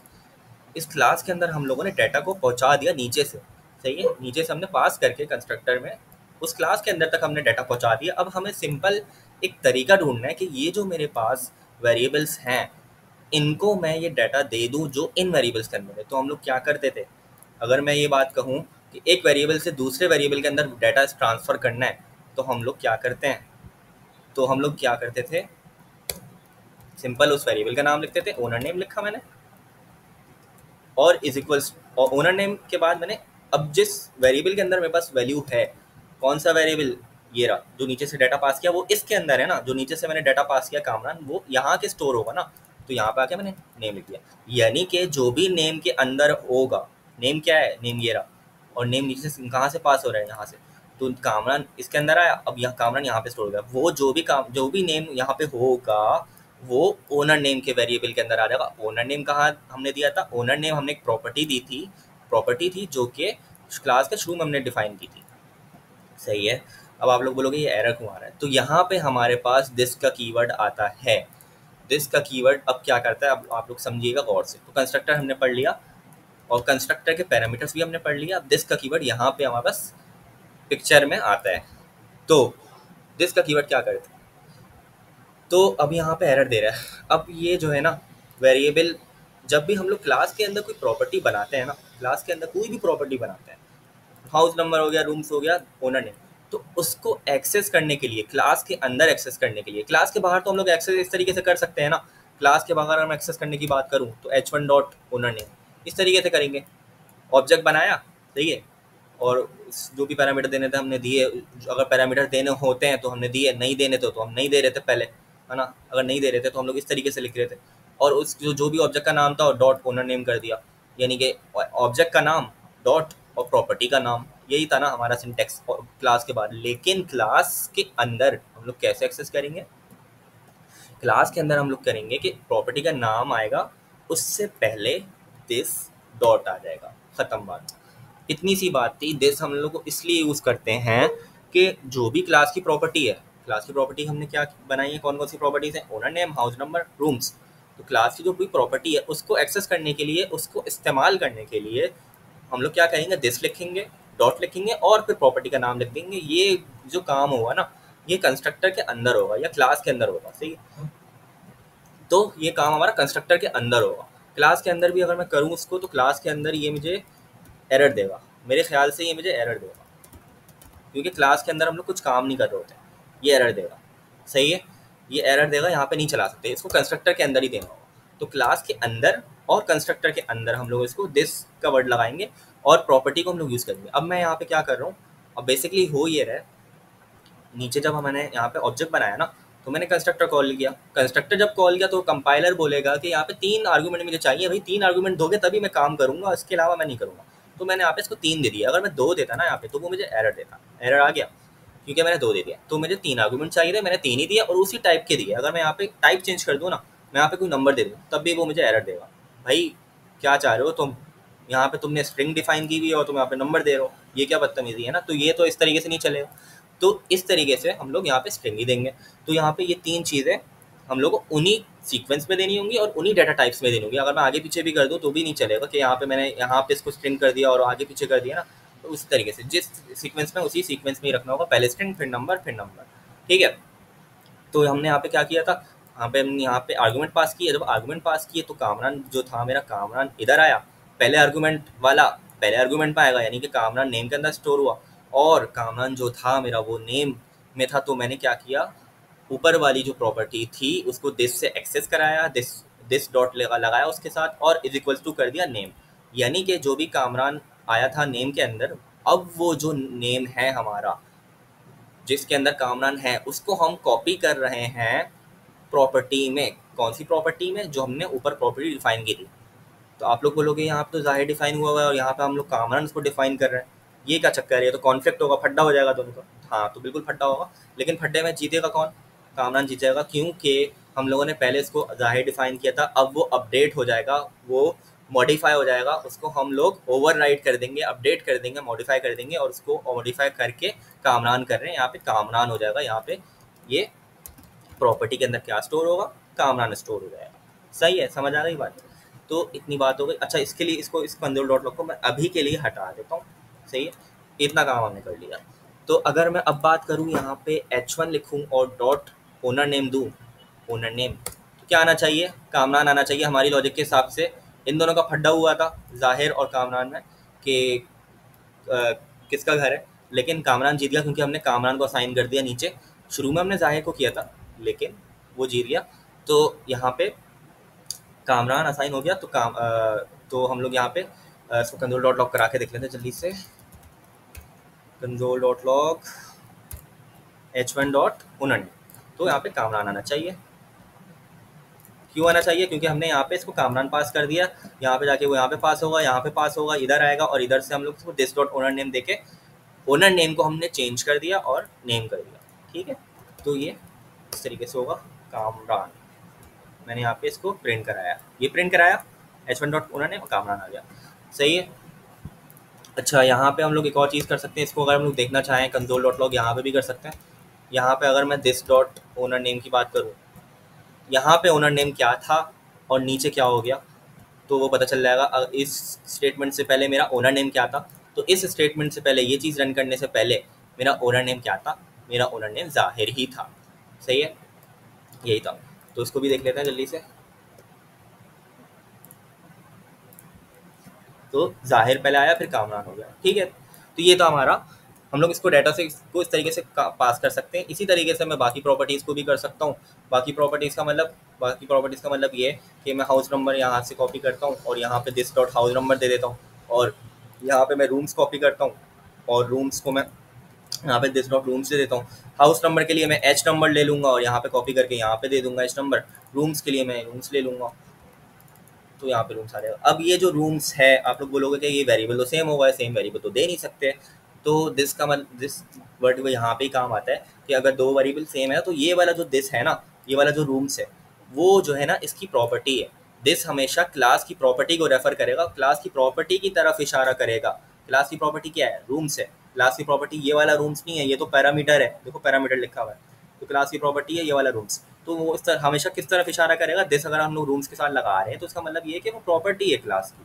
और यहाँ पे अगर मैं डायरेक्ट रूम्स लिखूंगा तो इसका मतलब ये है कि वो पैरामीटर है जो ऊपर से पास हुआ है। कहाँ से पास हुआ है, यहाँ से पास हुआ है, ये पास हुआ है, यहाँ आया और इसको असाइन हो गया, रूम चेंज कर दिया हमने, 3 रूम कर दिया। ठीक है, ठीक हो गया। तो ये इस तरीके से हम लोग डायनामिक डाटा दे सकते हैं। मैं इसको रन करूँगा। अच्छा, अभी तो मैंने एक ही प्रिंट कराया ना, मैं इसको यहाँ पे तीनों चीज़ों को प्रिंट करा लेता हूँ जल्दी जल्दी। हाउस नंबर और यहाँ पे मैं करा देता हूँ रूम्स, सही है। और इसको रन कर लेते हैं, तीनों प्रिंट हो जाएंगे इस तरीके से। अब अगर मुझे एक और हाउस बनाना होगा तो मैं सिंपल इसको कॉपी करूँगा, यहाँ पे मैं एक और घर बना लेता हूँ अपना, और यहाँ पे हाउस नंबर में चेंज कर देता हूँ 145, कमरे में 4 कर देता हूँ और H2 कर देता हूँ। ऑब्वियसली नाम तो हाउस का सेम नहीं हो सकता ना, H1 अलग है, H2 अलग है, तो ये भी ध्यान रखना होगा। तो अब अगर मैं इसको इस तरीके से H1 H2 करूँ और यहाँ पे मैं H2 के लिए कर दूँ सब, तो मेरे पास H2 भी प्रिंट हो जाएंगे। लेकिन मैं इस दफ़ा ये नहीं करूँगा, मैं इस दफ़ा करूँगा सिर्फ H2। एक और तरीका भी होता है, वो शुरू में बताया भी था। सिर्फ H2 को अगर मैं प्रिंट करना चाहूँ तो उसमें सभी आ जाएगा। H2 के अंदर जो जो प्रॉपर्टीज़ है ना, सारी की सारी प्रॉपर्टीज़ उठ के आ जाएंगी, वो प्रिंट हो जाएंगी। तो H1 डॉट ओनर नेम पहले आएगा, H2 फिर ये हाउस नंबर आएगा। तो पहले H1 की सारी चीज़ें आ गई, ये तीन कंसोल डॉट लॉग, ये 3 चल गए। और फिर H2 के अंदर क्योंकि मैंने पूरा H2 कराया प्रिंट, तो पूरा ही ऑब्जेक्ट उठ के आ गया। क्या ऑब्जेक्ट उठ के आ गया, ओनर नेम जाहिर, हाउस नंबर 145, रूम्स 4, ये चीज़ आ गई। यहाँ से जो मैंने पास की थी वो ऊपर जाके पास हुई, प्रॉपर्टीज़ में स्टोर हुई। तो इस तरीके से हमारे पास अलग घर आ गया।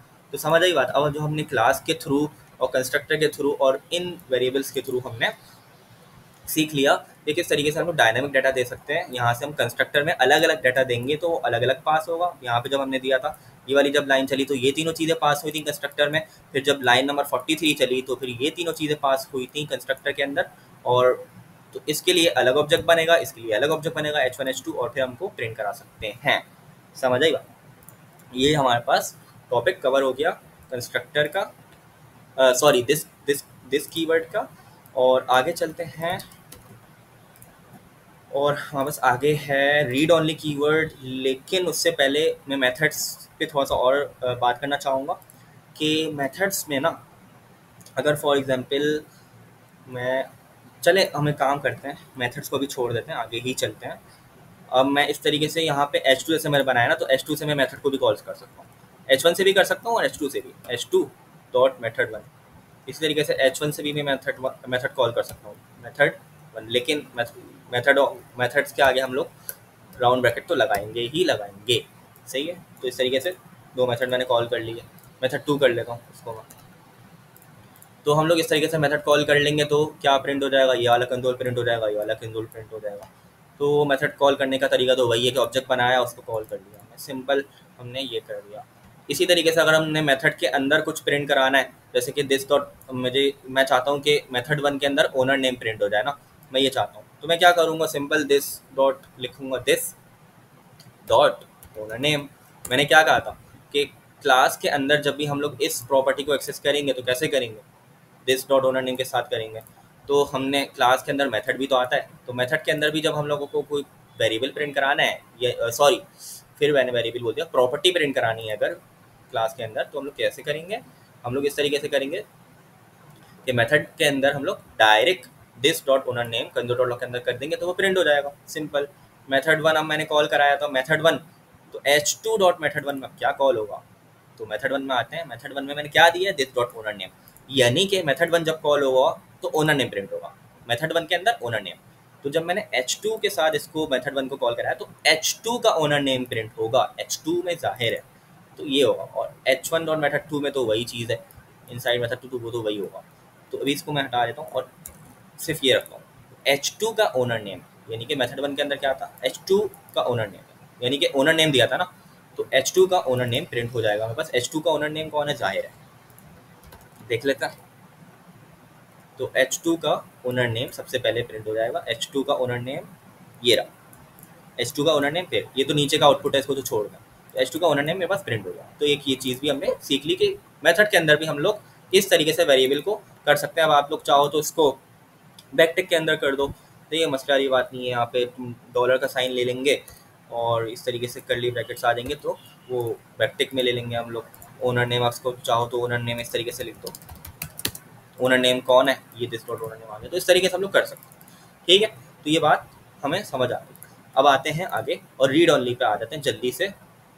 रीड ऑनली क्या करता है? रीड ऑनली सिंपल हमारे पास ये कर रहा होता है कि जैसे कि मेरे पास हाउस नंबर है ना, अब हाउस नंबर तो कभी चेंज नहीं होगा। ओनर नेम को मैं चेंज कर सकता हूँ, रूम्स को भी मैं चेंज कर सकता हूँ, लेकिन मैं हाउस नंबर को तो चेंज नहीं कर सकता। तो हाउस नंबर को जब हम लोग चेंज नहीं करेंगे ना, तो हम लोग रीड ऑनली यहाँ पे लगा देंगे। रीड ऑनली यानी कि ये जहाँ पे हमने प्रॉपर्टी डिफाइन की थी ना शुरू में क्लास में, प्रॉपर्टी डिफाइन की थी हाउस नंबर की, तो उसमें उससे पहले हमने रीड ऑनली का वर्ड लगा दिया, सिंपल, बस रीड ऑनली का वर्ड लगा दिया। और ये अब रीड ऑनली हो गया। अब इसको हम लोग छेड़ नहीं सकते, आगे ये 1 2 3 ही रहेगा हमेशा, ये आगे एडिट नहीं कर सकते। अब आप लोग बोलोगे ओनर नेम को कैसे एडिट करें, आपने सिखाया नहीं, तो ये बता देता हूँ, ये चीज़ मेरी मिस हो गई, सॉरी। तो इसको हम लोग यहाँ पे कमेंट करते हैं और मैं इसको स्क्रीन से गायब करता हूँ।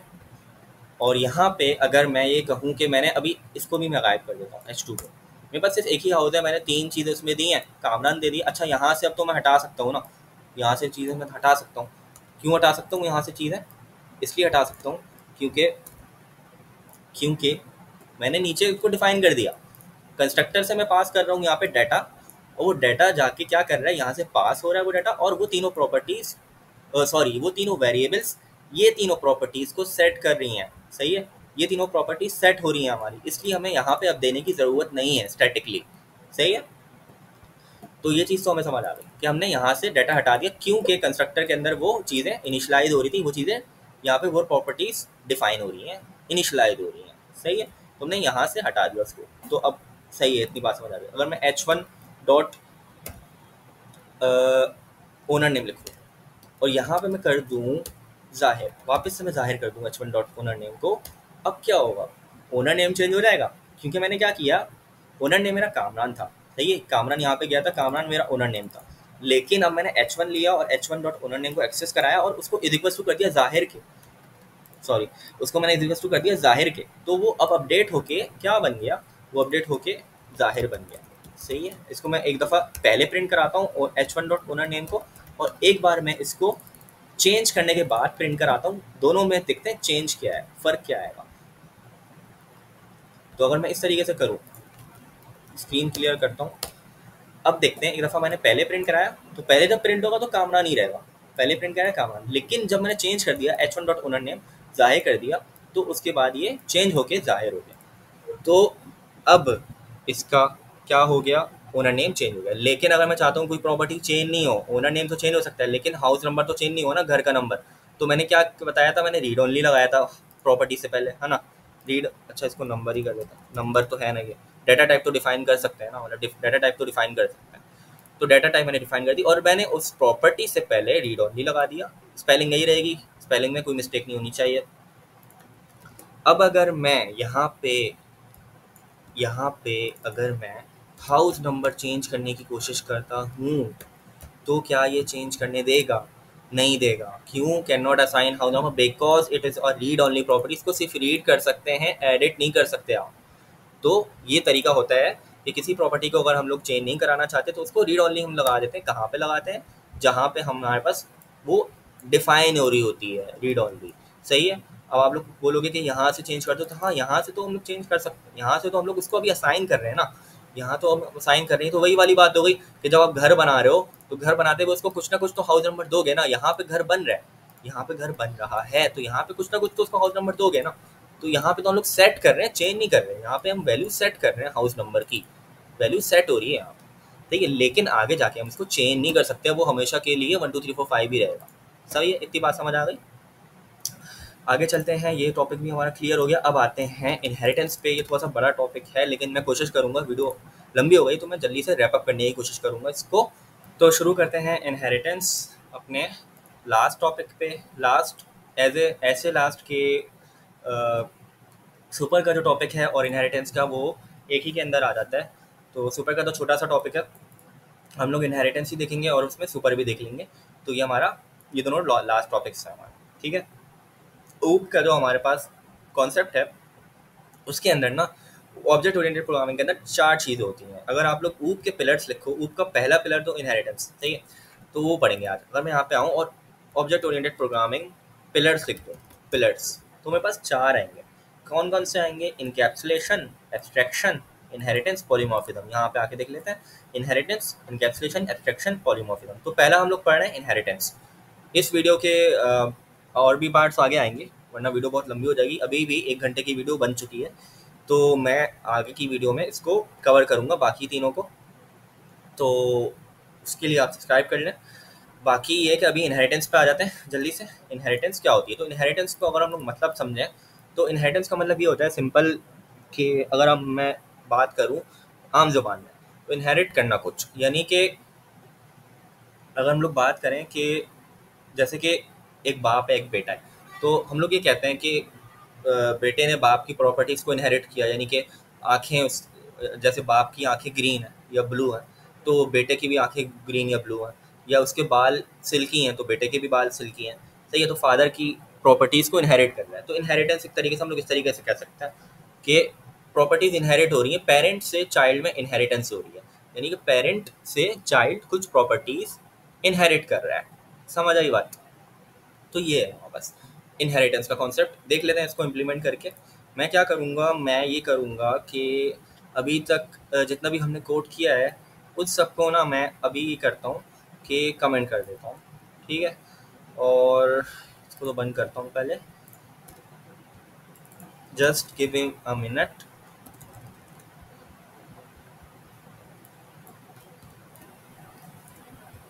और यहाँ पे हम लोग आ जाते हैं और स्टार्ट करते हैं। तो मेरे पास फॉर एग्जांपल एक क्लास है, एक क्लास बना लेते हैं हम लोग कैट की, सही है। क्लास बना लिए कैट की, दूसरी क्लास बना लेते हैं डॉग की। आप लोग चाहो तो मेरे साथ ये कर भी सकते हो, परफॉर्म, वीडियो पॉज पॉज कर करके चाहो तो परफॉर्म कर सकते हो।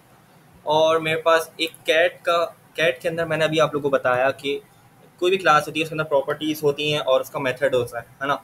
तो प्रॉपर्टीज़ बना लेते हैं हम लोग, उसकी कुछ प्रॉपर्टीज़ बना लेते हैं। फॉर एग्जांपल कैट की कलर बना लेते हैं, सही है, एक कलर बना लेते हैं स्ट्रिंग की। और एक बना लेते हैं हम लोग लेग्स बना लेते हैं, या लेग्स नहीं बना लेते हैं, नेम बना लेते हैं, कैट का कोई नाम होगा, ठीक है। इस तरीके से हम लोग ये बना लिया। इसी तरीके से हम लोग डॉग की भी बना लेते हैं कुछ प्रॉपर्टीज़। तो यहाँ पे भी हम लोग कलर बना लेते हैं और एक स्ट्रिंग कह रहा हूँ, यहाँ पे भी हम लोग कुछ प्रॉपर्टीज़ बना लेते हैं, ठीक है। और एक मेथड भी बना लेते हैं हम लोग यहाँ पे ईट का। कैट ईट करती है ना, ईट कर सकती है। अभी मैंने आपको बात की थी बिहेवियर की, तो कैट का बिहेवियर होता है ईट। और दूसरा एक और बिहेवियर हम लोग बना लेते हैं स्लीप का, स्लीप बना लिया हमने, सही है, इस तरीके से। अच्छा अच्छा, हाँ, ब्रैकेट की टाइप गलत हो गई, अब सही है। तो यहाँ पे भी सेम टू सेम ये 2 मेथड्स हम लोग बना लेंगे इसी तरीके से। अच्छा, ये एरर इसलिए दे रहा है, एक चीज़ और मिस हो गई मुझसे, छोटी सी जो क्लास में हुई थी, वो ये कि अगर हम लोग यहाँ पे, जैसे कि मैंने बताया था, अगर मैं 1 सेकंड के लिए ऊपर आऊँ, यहाँ पे 1 सेकंड के लिए मैं अगर ऊपर आऊँ और इसको मैं अंडू करूँ, फॉर एग्जांपल मैं ये चाहता हूँ कि मेरे पास एक प्रॉपर्टी है रूम्स की। अब ये तो प्रॉपर्टी है ना रूम्स की, मैं चाहता हूँ कि मैं यहाँ से पास नहीं करूँ, मैं इसको डिफाइन करना नहीं चाहता। अच्छा, ये तो हटाओ, मैं इसको यहाँ पे मैं इसको देना नहीं चाहता हूँ, मैं इसको अनडिफाइंड छोड़ना चाहता हूँ रूम्स को। तो जब इसको ऐसे अगर मैंने अनडिफाइंड छोड़ दिया ना, ये अनडिफाइंड है, इसको हमने इनिशलाइज नहीं किया, हैज़ नो इनिशलाइजर।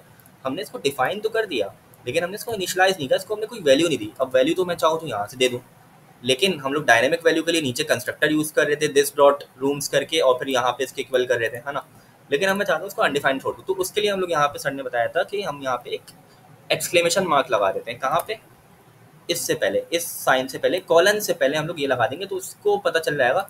टाइप्स को हमने बता दिया कि हमें ये प्रॉपर्टी, टाइप्स के वैसे तो एरर दे रहा था लेकिन हमने इसको बता दिया कि हमें ये प्रॉपर्टी चाहिए नहीं, अभी इसकी ज़रूरत नहीं है हमें, तो इसलिए हमने यहाँ पे एक्सक्लेमेशन मार्क लगा दिया। और दूसरा हम लोग यहाँ पे क्वेश्चन मार्क भी लगा सकते हैं। क्वेश्चन मार्क का मतलब होता है कि ऑप्शनल प्रॉपर्टी है, हम इसको चाहें तो यूज़ कर लें, चाहे तो यूज़ नहीं करें। समझ आई बात? चाहे तो यूज़ कर लें, चाहे तो मैं यहाँ पे इसको दे भी सकता हूँ, यहाँ पे मैं इसको रूम्स दे भी सकता हूँ, यहाँ पे मैंने इसको दे दिया रूम्स, सही है, इस तरीके से दे भी सकता हूँ। लेकिन अगर नहीं भी दूंगा ना तो उसको कोई मसला नहीं होगा। ऑप्शनल प्रॉपर्टी यहाँ से मैं अगर हटा दूँ इसको तो मसला नहीं होगा। ये ऑप्शनल प्रॉपर्टी है, ये दे भी सकते हैं, नहीं भी दे सकते, ठीक है। अभी अनडिफाइंड है क्योंकि अभी नहीं दिया वो। दूसरी बात, अगर मैं इसको चाहूँ कि नहीं चाहिए मुझे इसको अनडिफाइंड ही छोड़ना है, तो टाइप से को बेसिकली ये बता रहा होता है कि फ़र्ज़ कर लो यहाँ पे कोई इसके अंदर कोई वैल्यू है, अब वो क्या है वो टाइप से को नहीं पता, लेकिन फ़र्क हम उसको बोल रहे हैं कि है, तुम मान लो कि है उसमें कोई वैल्यू, लेकिन नहीं है, एक्चुअल में नहीं है, तो हम लोग उसको यूज़ नहीं करना चाह रहे, इसलिए हमने इस तरीके से दे दिया, बस सिंपल इज डैट। तो ये हमारे पास एक्सक्लेमेशन का मार्क आ जाता है। और क्वेश्चन मार्क का बता दिया, ऑप्शनल प्रॉपर्टी ऑप्शनल है, चाहे तो दे दें चाहे तो नहीं दें, सही है। तो हम जब यूज़ नहीं करना चाह रहे हो तो इस तरीके से हम लोग दे देते हैं, यहाँ पे यूज़ नहीं करेंगे इसको। तो ये एक चीज़ रह गई थी, ये मैंने बता दिया आप लोगों को। वापस से नीचे आते हैं अपने इनहेरिटेंस के कॉन्सेप्ट पे। और यहाँ पे मैं क्या करूँगा कि यहाँ पे अभी फॉर एग्जांपल मुझे नहीं चाहिए तो मैं इस तरीके से दे सकता हूँ, लेकिन अभी मुझे ये नहीं करना ना, मुझे तो अभी चाहिए ना ये प्रॉपर्टीज़। तो फिलहाल के लिए मैं यहाँ पे दोनों को डिफाइन ही कर देता हूँ। मैं कैट का कलर ब्लैक कर देता हूँ और इसका नेम कर देता हूँ, क्या करूँ, इसका नेम मैं कर देता हूँ ब्लैक ही, नहीं ब्लैक ही सही नहीं लग रहा, इसका मैं कर देता हूँ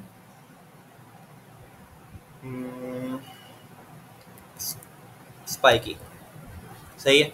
ये मैंने नाम दे दिया इसको। और यहाँ पे मैं इसको ईट दे देता हूँ, ईट के अंदर ईटिंग, सही है। यहाँ पे मैं दे देता हूँ स्लीपिंग, मेथड के अंदर मैं दे देता हूँ स्लीपिंग। ये क्या हो गया, console dot log, same to same मैंने यहाँ पे भी यही कर देना है। नीचे डॉग के अंदर भी मैंने जो मेथड्स बनाए थे उनके अंदर भी मैंने ये कर दिया, सिंपल। तो दो मैंने क्लासें बनाई, दोनों के अंदर सेम प्रॉपर्टीज, दोनों के अंदर सेम मेथड्स। और यहाँ पे भी मैं इसको मैं कलर कर देता हूँ ग्रे, सही है, डॉग का कलर ग्रे है। और नेम में कर देता हूँ इसका उसका स्पाइक ही रखता है, इसका स्पाइक रख लेता हूँ, सही है। अब जो है ना, अब आप लोग गौर करो, अभी तो मैं इसका ऑब्जेक्ट बना के यूज़ कर सकता हूँ मैं इन लोगों को, कोई मसला नहीं होगा। मैंने एक C1 बना लिया और C1 का ऑब्जेक्ट बनाया, न्यू का वर्ड लिखा और कैट की क्लास का नाम दे दिया, है ना, इस तरीके से। तो बाय डिफ़ॉल्ट जो कंस्ट्रक्टर होगा वो चल जाएगा, क्योंकि अभी हमने यहाँ पे कोई कंस्ट्रक्टर नहीं बनाया, मैंने बताया था बाय डिफ़ॉल्ट कंस्ट्रक्टर चल जाएगा। न्यू कैट का मैंने ऑब्जेक्ट बनाया, सही है। C1, अब C1 के अंदर अगर मैं कंसोल डॉट लॉग कराऊँ, console dot log C1 dot dot किया तो कलर आ गया, ईट आ गया, नेम आ गया, स्लीप। तो मैं क्या करता हूँ, मैं करता हूँ कलर, कलर चाहिए। और इसी तरीके से एक डॉग का ऑब्जेक्ट बना लेते हैं। तो अगर मैं डॉग का ऑब्जेक्ट बनाऊँ, यहाँ पे D1 कर देता हूँ और यहाँ पे डॉग कर देता हूँ, सिंपल। यहाँ पे मैं D1 कलर कर दूंगा, तो यहाँ पे मेरे कैट का कलर मिल जाएगा, यहाँ पे मेरे डॉग का कलर मिल जाएगा। कैट बनाने के लिए हमने कैट की क्लास यूज़ कर ली, डॉग बनाने के लिए हमने D1 बनाने के लिए हमने डॉग की क्लास यूज़ कर ली। तो दो क्लासें बनाई, दोनों के अंदर सेम चीज़ है, सही है, ध्यान रहे बात, दोनों के अंदर सेम चीज़ है। अब इसको रन कर लेते हैं, देखते हैं C1 का कलर क्या आता है, D1 का कलर क्या आता है। तो C1 कैट का कलर हमने क्या दिया था, ब्लैक दिया था, तो ब्लैक आ गया। और डॉग का कलर हमने क्या दिया था, ग्रे दिया था, तो ग्रे आ गया। तो अभी तक तो कोई बात ऐसी नहीं है जो हमें समझ नहीं आई हो, हमें समझ आ गया, ठीक है। ये तो वही पुरानी चीज़ें चल रही हैं जो हमने क्लासेस का कॉन्सेप्ट पढ़ा था, ऑब्जेक्ट्स का कॉन्सेप्ट पढ़ा था। ऑब्जेक्ट बनाया, क्लास का कंस्ट्रक्टर कॉल कराया, कंस्ट्रक्टर बाय डिफ़ॉल्ट जो चल रहा है वो चल रहा है, सही है। हमने अभी कोई कंस्ट्रक्टर बनाया नहीं है, ध्यान रहे बात, कोई कंस्ट्रक्टर नहीं बनाया हमने, सही है। और हमने सिर्फ डायरेक्ट C1 डॉट कलर लिया और D1 डॉट कलर इसको प्रिंट करा दिया। यहाँ पे मैं चाहूँ तो कलर के बजाय मैं इसको कोई मेथड कॉल करा देता हूँ, ईट का करा देता हूँ, सही है। तो ईट का ईटिंग प्रिंट हो जाएगा, क्योंकि ईट के अंदर, ईट के मेथड के अंदर हमने ईटिंग दिया था। अच्छा सॉरी, मिस्टेक, मेथड है तो हम लोगों को ये लगाना पड़ेगा राउंड ब्रैकेट्स, तो इसलिए यहाँ पे ये फंक्शन एनोनिमस दे दिया इसमें। वापस से रन करते हैं इसको, एरर तो नहीं दिया इसलिए, लेकिन वो कुछ प्रिंट नहीं हुआ। तो यहाँ पे अच्छा एक और मिस्टेक, कहीं मैंने मिस्टेक की है कुछ, अनडिफाइंड क्यों आ रहा है ये देखना पड़ेगा मुझे, इसलिए देखना अच्छा हाँ सही है, क्योंकि जब मैंने फंक्शन कॉल किया है तो सॉरी मेथड कॉल किया है तो उसको मैं कंसोल डॉट लॉग के अंदर लिखूंगा तो यही आएगा ना, अनडिफाइंड। ईट का जो मेथड है, ईट का जो मेथड है वो तो खुद कंसोल डॉट लॉग कर रहा है ना, तो मुझे उसको कंसोल डॉट लॉग करने की ज़रूरत ही नहीं है ना, क्योंकि जो ईट का मेथड है वो कुछ रिटर्न नहीं कर रहा। अगर आप लोगों को याद हो, मेथड्स रिटर्न भी करते हैं चीज़ें, तो यहाँ पे ये क्या रिटर्न कर रहा है, वॉइड। वॉइड का मतलब कुछ भी रिटर्न नहीं कर रहा, अनडिफाइंड रिटर्न कर रहा है। सही है। यहाँ से जब ये कॉल हो रहा है ना, ये वाला मेथड, सॉरी कैट का मेथड है ना, जब कैट का मेथड ये वाला कॉल हो रहा है, तो ये यहाँ से क्या रिटर्न कर रहा है, ये यहाँ पे आके वॉइड रिटर्न कर रहा है। वॉइड रिटर्न कर रहा है। वॉइड का मतलब ये कि अनडिफाइंड। सही है, ये वॉइड रिटर्न कर रहा है। तो यहाँ पे मुझे कंसोल डॉट लॉग कराने की जरूरत नहीं है, मुझे सिर्फ मेथड कॉल कराने के लिए c1.eat इस तरीके से कर दूंगा, सिंपल। सही है। अब ये वॉइड रिटर्न कर रहा है, लेकिन वो प्रिंट नहीं होगा क्योंकि मैंने कंसोल डॉट लॉग के अंदर नहीं किया। वो खुद प्रिंट कर देगा। क्या प्रिंट कर देगा, बस ये प्रिंट कर देगा ईटिंग, बस। तो ये मेरी मिस्टेक थी, और ईटिंग प्रिंट हो गया, और यहाँ पे D1 का कलर यानी कि dog1 का कलर प्रिंट होगा ग्रे। सही है, इतनी बात समझ आ गई। अब आते हैं इनहेरिटेंस के कॉन्सेप्ट पे। अब बात ये है कि अगर आप लोग नोट करो तो यहाँ पे हमारे कुछ प्रॉपर्टीज़ ऐसी हैं जो कि कैसी हैं, जो कि क्या हो रही हैं, रिपीट हो रही हैं। मेथड्स की बात कर लूँ तो ईट और स्लीप रिपीट हो रहे हैं। सही है। और प्रॉपर्टीज़ की बात कर लूँ तो कलर और नेम रिपीट हो रहे हैं। लेकिन बात यह है कि आप लोग बोलोगे सारी प्रॉपर्टीज तो रिपीट नहीं हो सकती। जैसे डॉग के अंदर एक प्रॉपर्टी होती है वफादारी, है ना। वफादारी की बात कर लूँ अगर, तो वो डॉग्स कहते हैं कि वफादार होते हैं। फिलहाल के लिए ट्रू कर दे रहा हूँ उसको, वफादारी है डॉग के अंदर। सही है, तो मैंने ट्रू कर दिया। बुलियन की वैल्यू ले ली, बुलियन मतलब ट्रू और फॉल्स में होगी कि वफादारी है या नहीं। तो मैंने कहा हाँ है, वफादार है, तो मैंने ट्रू कर दिया। नहीं होता तो मैं फॉल्स कर देता। खैर, मैंने यहाँ पे भी ट्रू कर दिया, वफादार है डॉग। और उसके बाद मैंने क्या बात कही थी कि कुछ प्रॉपर्टीज ऐसी हैं जो सेम है, जैसे कि कलर और नेम। तो हमेशा हर एनिमल के अंदर कलर भी होगा, नेम भी होगा उसका, है ना, कोई भी नेम हो सकता है उसका। और दूसरी बात यह कि ईट स्लीप भी हमेशा हर एनिमल के अंदर होगा। हाँ, अगर आप लोग ये कहो कि एक मैं वूफ बार्क का फंक्शन बना दूँ, कुत्ता जो होता है वो भौंकता है, मतलब उसको वो बार्क करता है, तो डॉग हमारा बार्क करेगा। और कैट है हमारी, वो म्याऊ म्याऊ करेगी, है ना। कैट हमारी म्याऊ करेगी, तो कैट तो बार्क नहीं कर सकती ना, और डॉग तो म्याऊ नहीं कर सकता। तो कुछ ऐसे मेथड्स हैं जो कि अलग हैं, यूनिक है। लेकिन कुछ ऐसे मेथड्स हैं जो कि कॉमन है, जैसे कि ईट और स्लीप का। अब कैट भी ईट करेगी, डॉग भी ईट करेगा, और स्लीप भी दोनों करेंगे। कैट भी ईट स्लीप करेगी और डॉग भी स्लीप करेगा। तो कुछ चीज़ें ऐसी हैं जो कॉमन है। तो अब जो चीज़ें कॉमन है ना, उन वहाँ पे हमारे पास इनहेरिटेंस काम आती है। अगर आप लोग को याद हो, मैंने शुरू में ये बोला था कि जो इनहेरिटेंस होती है ना, वो लाइन्स ऑफ कोड कम कर देती है। तो यहाँ पे उसको समझ आएगा यूज आप लोगों को कि कैसे कम होता है लाइन ऑफ कोड। तो मैं क्या करूँगा, अभी मैं इसको थोड़ा सा स्क्रीन छोटी करता हूँ। यहाँ पे मेरे पास 2 क्लासें मैंने बना ली। एक क्लास, सही है, उसके अंदर 3 मेथड्स, 2 प्रॉपर्टीज़ इन दोनों से सेम है, यानी कि जो दूसरी क्लास बनाई उसके अंदर जो 2 प्रॉपर्टीज़ हैं ईट और स्लीप की सेम है, मेथड्स ईट और स्लीप के सेम है। और इसी तरीके से 2 प्रॉपर्टीज़ कलर और नेम के भी, वो भी सेम है। और एक प्रॉपर्टी मैंने एक्स्ट्रा डॉग के अंदर डाली, वफादारी, जो कि डॉग के अंदर होती है। कैट के अंदर भी होती होंगी, मैं नहीं कह रहा नहीं होती, लेकिन सुनने में ये आया तो जो सुना है वही मैंने लिख दिया। और बाकी बार्क का मेथड और मियाऊ का मेथड दोनों का अलग अलग है, तो इसलिए वो अलग अलग है। तो बात रही जो कॉमन मेथड है, अगर हम लोग कोई तरीका लगाएं और दोनों को एक ही क्लास के अंदर कर दें, इस तरीके से हो सकता है क्या कि मतलब इन दोनों को हम लोग कॉमन है ना तो एक ही बार लिख दें। कोई एक ऐसा तरीका हो सकता है कि ईट और स्लीप कॉमन है तो उनको एक ही बार लिखते हैं। तो उसके लिए यहाँ पे इनहेरिटेंस काम आती है। मैं क्या करूँगा कि क्लास कैट जहाँ पे मैंने बनाई थी उससे ऊपर, यानी कि इनहेरिटेंस के लिए हमें सबसे ऊपर जाके इनहेरिट करना पड़ता है। एक क्लास बनाऊँगा एनिमल की, एनिमल, सही है। मैंने एक एनिमल की क्लास बनाई, सिंपल, कुछ मसला नहीं है यहाँ पे। उसके अंदर मैंने ये दोनों मेथड्स कॉपी करे और यहाँ पे डाल दिए, सिंपल। एनिमल के अंदर मैंने दोनों मेथड्स डाल दिए, ख़त्म बात, सही है। बस ये किया और क्लास कैट के अंदर आया, एक्सटेंड का वर्ड लगाया, सही है। और यहाँ पे मैंने किसको एक्सटेंड करेगा, एनिमल को। तो क्लास कैट के आगे मैंने सिर्फ एक्सटेंड लिखा और एनिमल लिख दिया, बस। इसी तरीके से क्लास डॉग के आगे आया, एक्सटेंड लिखा और एनिमल लिख दिया, बस। क्लास डॉग के आगे आया, एक्सटेंस लिखा और एनिमल लिख दिया, बस। यहाँ पे हमारे पास इनहेरिटेंस हो गई, ये इनहेरिटेंस कहलाती है, बस इतनी सी बात। अब जो मैंने ईट और स्लीप के मेथड्स रखे हैं ना ऊपर, वो मैं नीचे से हटा देता हूँ। कहाँ से हटा देता हूँ, क्लास कैट से भी हटा देता हूँ और क्लास डॉग से भी हटा देता हूँ।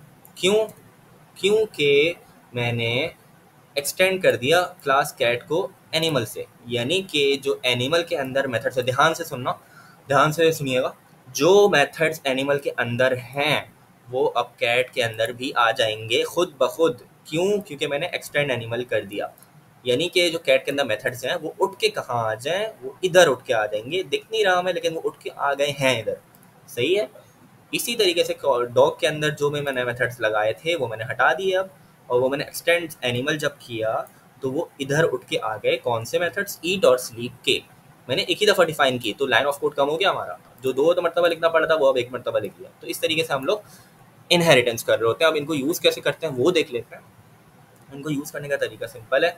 इनको यूज़ हम लोग ऐसे करेंगे कि सिंपल उसी तरीके से, कुछ भी नहीं करना।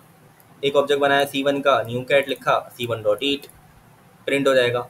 D1 लिखा, new dog, D1 dot colour. अच्छा कलर तो खैर वो अलग है। और D1 के लिए मैं एक और चीज़ करता हूँ, यहाँ पे D1 डॉट ईट कर देता हूँ इसको ना, ताकि आप लोग को ज़्यादा अच्छे से समझ आ जाए। तो यहाँ पे ये D1 डॉट ईट, तो ये दोनों हमने ऑब्जेक्ट बनाया और दोनों को इस तरीके से कर दिया।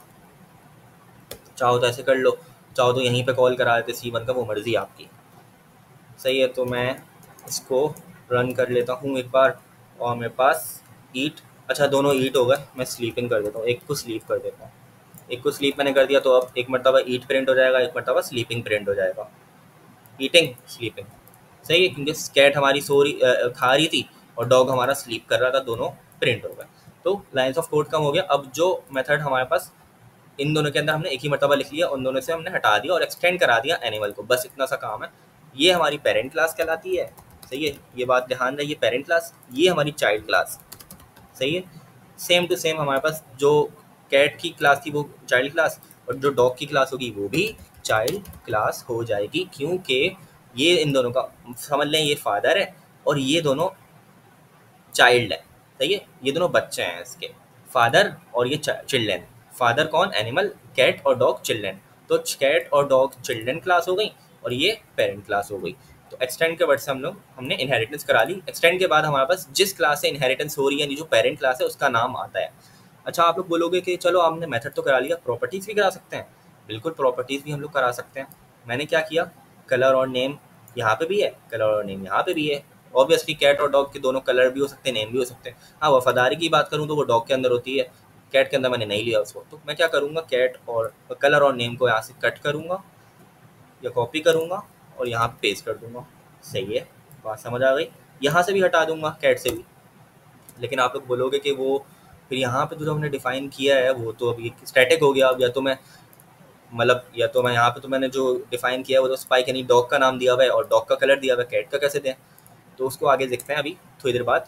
अभी इतना समझ लें कि ये प्रॉपर्टीज़ कॉमन थी, इसलिए हमने यहाँ पे इसको कॉपी करके नीचे से दोनों जगह से हटा दिया और हमने यहाँ पे डिफाइन कर दिया एनिमल के अंदर। अब जब हम एक्सटेंड कर रहे हैं एनिमल को, तो कैट के अंदर ये दोनों प्रॉपर्टीज़ भी उठ के आ रही हैं, ये दोनों मेथड्स भी उठ के आ रहे हैं। इसी तरीके से डॉग के अंदर भी ये दोनों प्रॉपर्टीज़ उठ के जा रही हैं और ये दोनों मेथड्स भी उठ के जा रहे हैं। सही है, तो सारी प्रॉपर्टीज़, और ये इसकी अपनी प्रॉपर्टी तो है ही। तो मैं क्या करूँगा, D1 में मैंने क्या करना है, D1 में मैं चाहता हूँ, अब मैं प्रॉपर्टी को प्रिंट करना चाहता हूँ, कलर। और इसी तरीके से मैं वफादारी जो उसकी अपनी प्रॉपर्टी है वो भी प्रिंट कराना, वो भी आ रही है। बेस्ट हो गया। सही है, दोनों प्रॉपर्टीज आ रही है। वफादारी इसी के अंदर डिफाइन है और कलर हमारे पास एनिमल के अंदर डिफाइन है। एनिमल को हमने एक्सटेंड किया हुआ है। सही है, रन कर लेते हैं इसको, इस कोड को,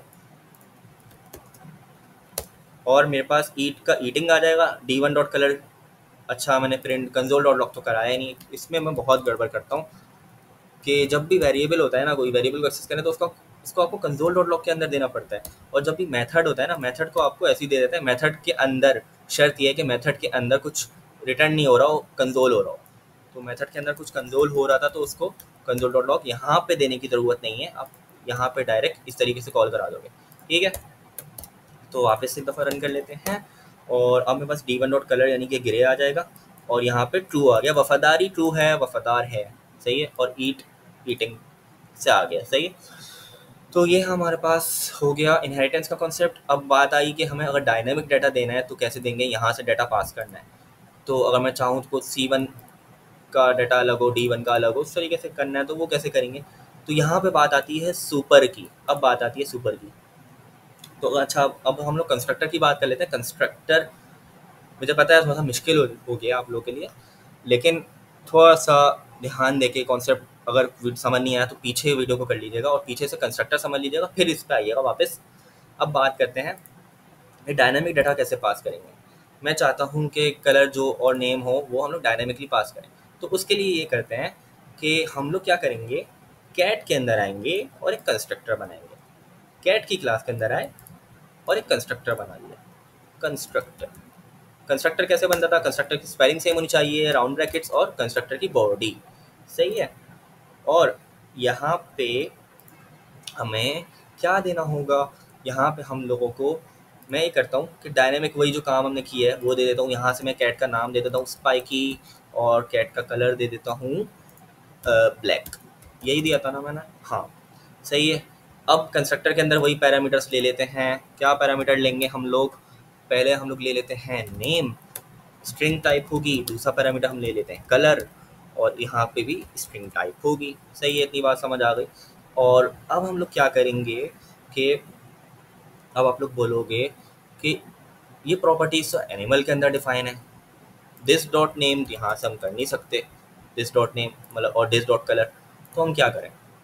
तो यहाँ पे आती है सुपर की बारी, सुपर की बारी यहाँ पे आती है। तो यहाँ पे मैं लिखूंगा सुपर। अब ये हम लोग इस टॉपिक पर आ गए सुपर। तो सुपर यहाँ पे हम लिखेंगे, इस चीज़ के लिए सुपर काम आता है।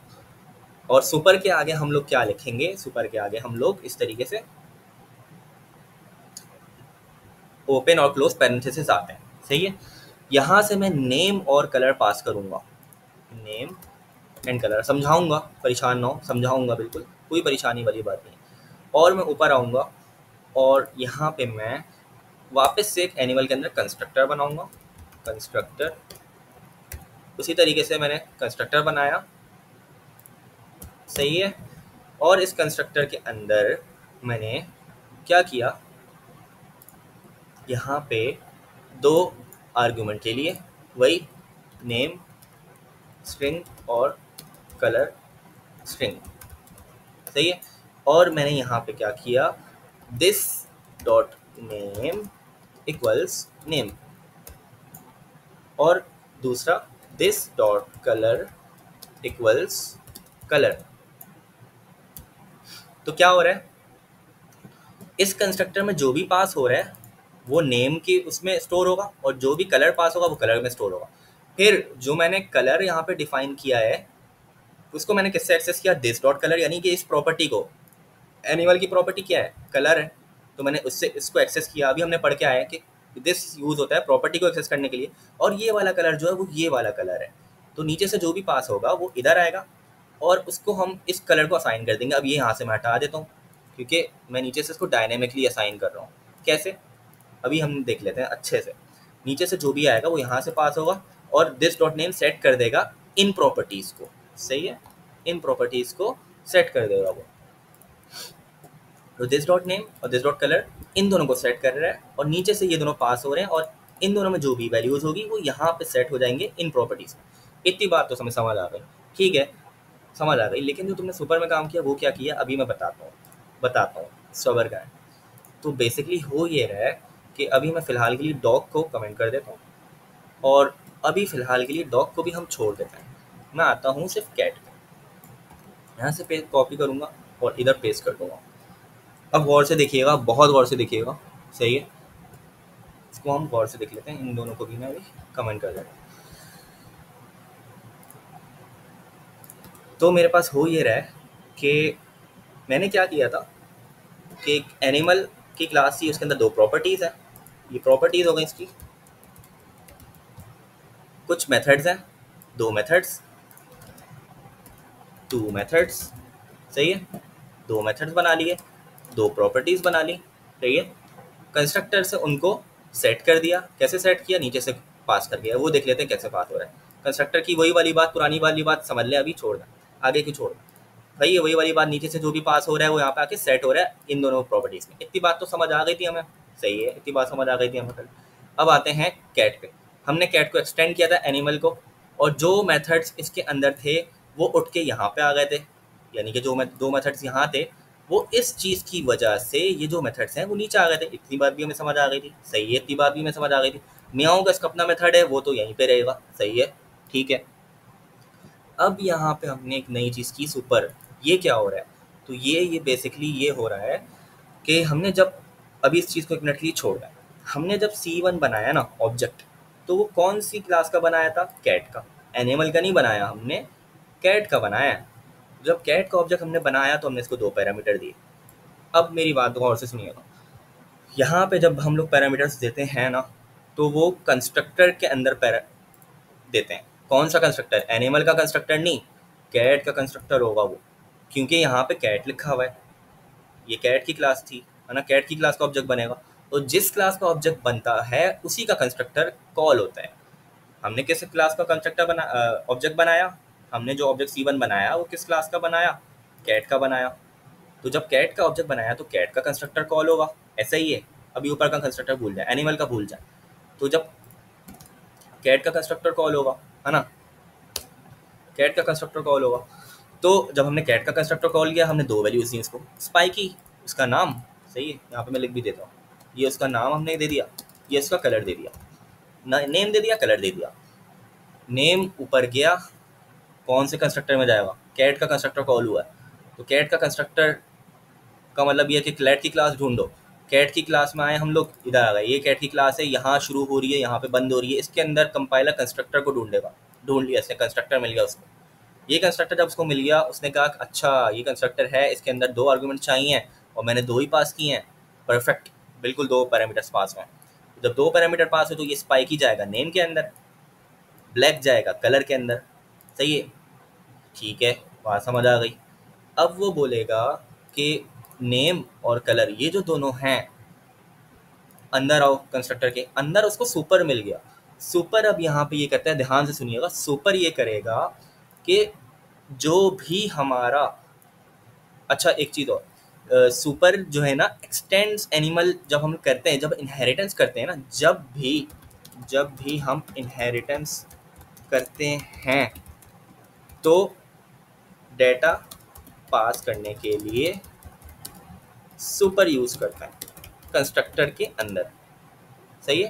कंस्ट्रक्टर के अंदर जब भी हम इनहेरिटेंस करते हैं ना, यानी एक्सटेंड्स एनिमल जब भी हमने किया, ऊपर वाले एनिमल की क्लास से कोई भी प्रॉपर्टी हम इंपोर्ट कर रहे हैं, इंपोर्ट गलत बोल दिया, इनहेरिट कर रहे हैं, सही है, इनहेरिट कर रहे हैं, तो हम लोग डेटा पास करने के लिए सुपर यूज़ करेंगे।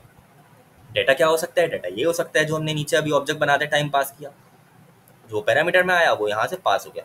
अब हम क्या कर रहे हैं कि इस बात पे गौर करें, तो हमने क्या किया कि सुपर जो भी हमने यहाँ पे कॉल कराया है, सुपर एक मेथड है, फंक्शन है, फंक्शन कह रहे हैं, वो क्या कर रहा है, ये सुपर पेरेंट क्लास का कंस्ट्रक्टर कॉल करता है।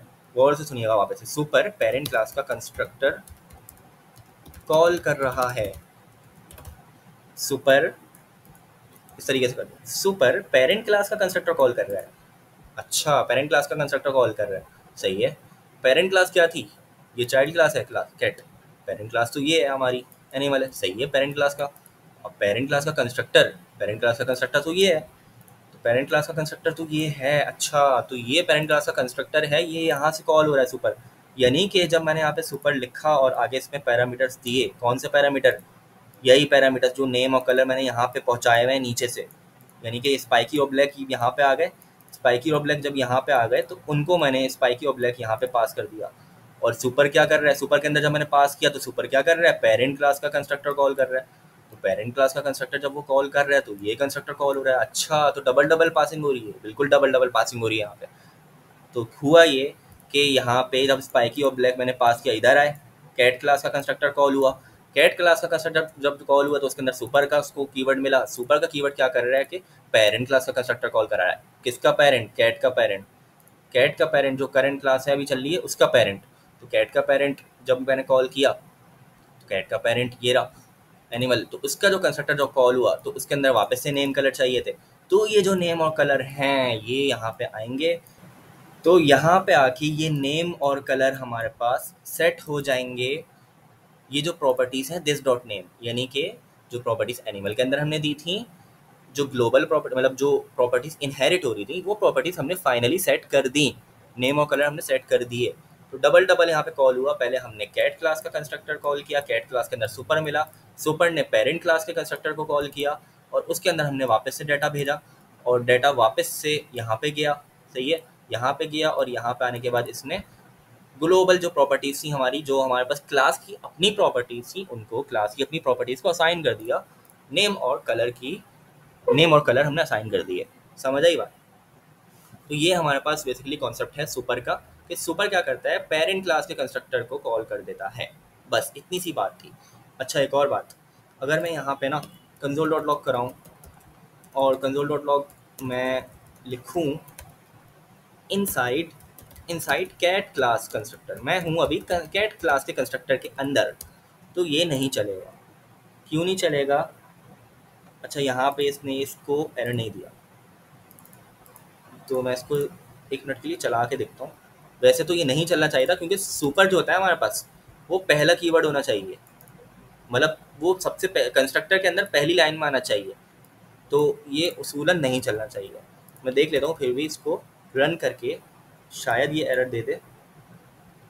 अच्छा, ये एरर नहीं दे रहा, तो शायद टाइपस्क्रिप्ट अपडेट हो गई है, क्या हुआ मुझे नहीं पता, लेकिन होना ये चाहिए कि सुपर का जो वर्ड है ना, वो कंस्ट्रक्टर के अंदर सबसे पहले चलता है, ये बात याद रखो। तो क्या सुपर को ना हम लोग सबसे ऊपर ही रखते हैं, सही है।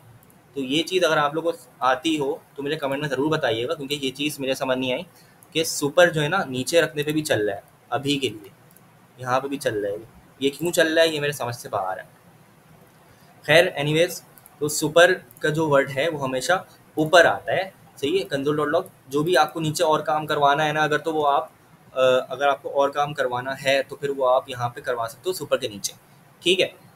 तो फॉर एग्जांपल अगर मैं कैट की एक और प्रॉपर्टी दे दूँ, कैट की एक और प्रॉपर्टी है जैसे कि ऐसा क्या काम है जो कैट मिल्क पीती है या नहीं पीती, ऐसा क्या काम है जो डॉग, मतलब डॉग से अलग है और जो दोनों में कॉमन नहीं है। ये कॉमन प्रॉपर्टीज तो हमने ऊपर लिख ली, नेम और कलर, है ना, कॉमन प्रॉपर्टीज तो हमने ऊपर लिख ली।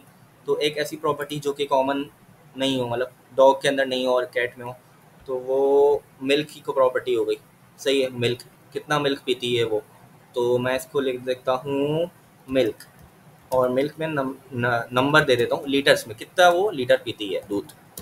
तो अगर मुझे यहाँ पे एक और प्रॉपर्टी को सेट करवाना है, दिस डॉट मिल्क लिखूँगा, और यहाँ पे मैं एक और पैरामीटर पास करूँगा मिल्क का, नंबर मिल्क, ठीक है। इस तरीके से अब ये वाला मिल्क जो नीचे से हम पास कर देते हैं, इसको कितना मिल्क चाहिए भाई, कितना दूध पी लेती है एक दिन में, 2 लीटर पी लेती है। तो अब क्या होगा, स्पाइकी और ब्लैक और ये 2 पास होंगे यहाँ पे, यहाँ पे जब पास होंगे तो नेम और कलर तो हम सुपर में पास कर देंगे, सुपर उसको ऊपर पहुँचा देगा, सही है। ऊपर नहीं यार, ऊपर मतलब ऊपर वाला ऊपर नहीं, ऊपर से मतलब पेरेंट क्लास के कंस्ट्रक्टर में पहुँचा देगा उसको, सही है। और जो ये मिल्क होगा, ये मिल्क जो होगा वो तो मिल्क हमारे पास यहीं सेट कर देगा उसको, दिस डॉट मिल्क तो यहीं पे सेट हो जाएगा उसका, सही है। इस तरीके से दिस डॉट मिल्क तो यहाँ पे ये वाला प्रॉपर्टी सेट हो जाएगी इसकी। तो इस तरीके से हम लोग यूज़ कर सकते हैं, लेकिन सुपर याद रहे हमेशा ऊपर ही रहेगा, नीचे नहीं रहेगा। अभी ये नीचे भी काम कर रहा था, ये मुझे समझ नहीं आया क्यों कर रहा है, तो इसका आप लोग मुझे बताइएगा अगर आप लोग को पता हो। तो फिलहाल के लिए इतना कॉन्सेप्ट काफ़ी है, सही है।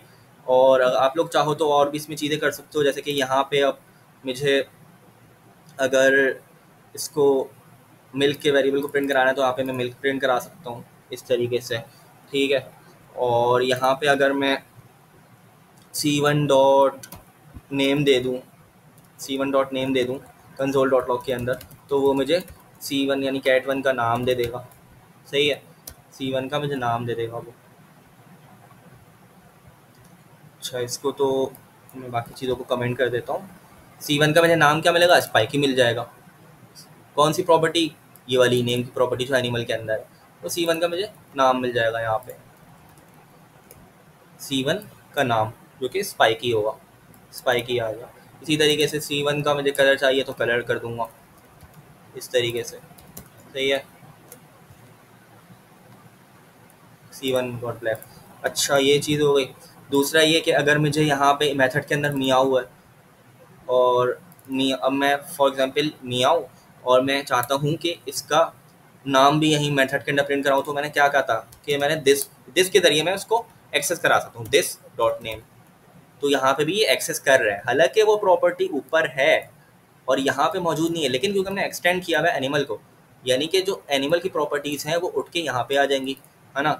तो यहाँ पे हम दिस डॉट नेम भी यूज़ कर सकते हैं मियाऊ के अंदर। अब मैं अगर मियाऊ कॉल कराऊँ, कहाँ पे मियाऊ कॉल कराऊँगा, C1 डॉट मियाऊ, इस तरीके से, यहाँ पे मियाऊँ कॉल कराऊँ तो वो मुझे क्या दे देगा, क्या देगा, दिस डॉट नेम मियाऊँ। यहाँ से मैं नेम हटा देता हूँ, यानी कैट का नाम होगा और फिर मियाऊँ आ जाएगा, स्पाइकी मियाओइंग, सही है। और ये ब्लैक तो मैंने यहाँ से C1 डॉट कलर से दिया था। तो इस तरीके से हम लोग कुछ यूज़ कर सकते हैं, मेथड्स के अंदर भी प्रिंट करा सकते हैं चीज़ों को। अब मैं इसको वापस से नीचे ही लेके चले जाता हूँ, इस पूरे को डॉग के नीचे। डॉग का भी थोड़ा सा देख लेते हैं। तो डॉग में मैं बार्क था, अच्छा डॉग में आते हैं। और तो अच्छा डॉग का भी मैंने अगर यहाँ पे दूँ ना, अच्छा एक और बात याद रहे कि जब हम लोगों ने इसको भी मैं हटाता हूँ, सही है, और इसको मैं डॉग इधर ले आता हूँ।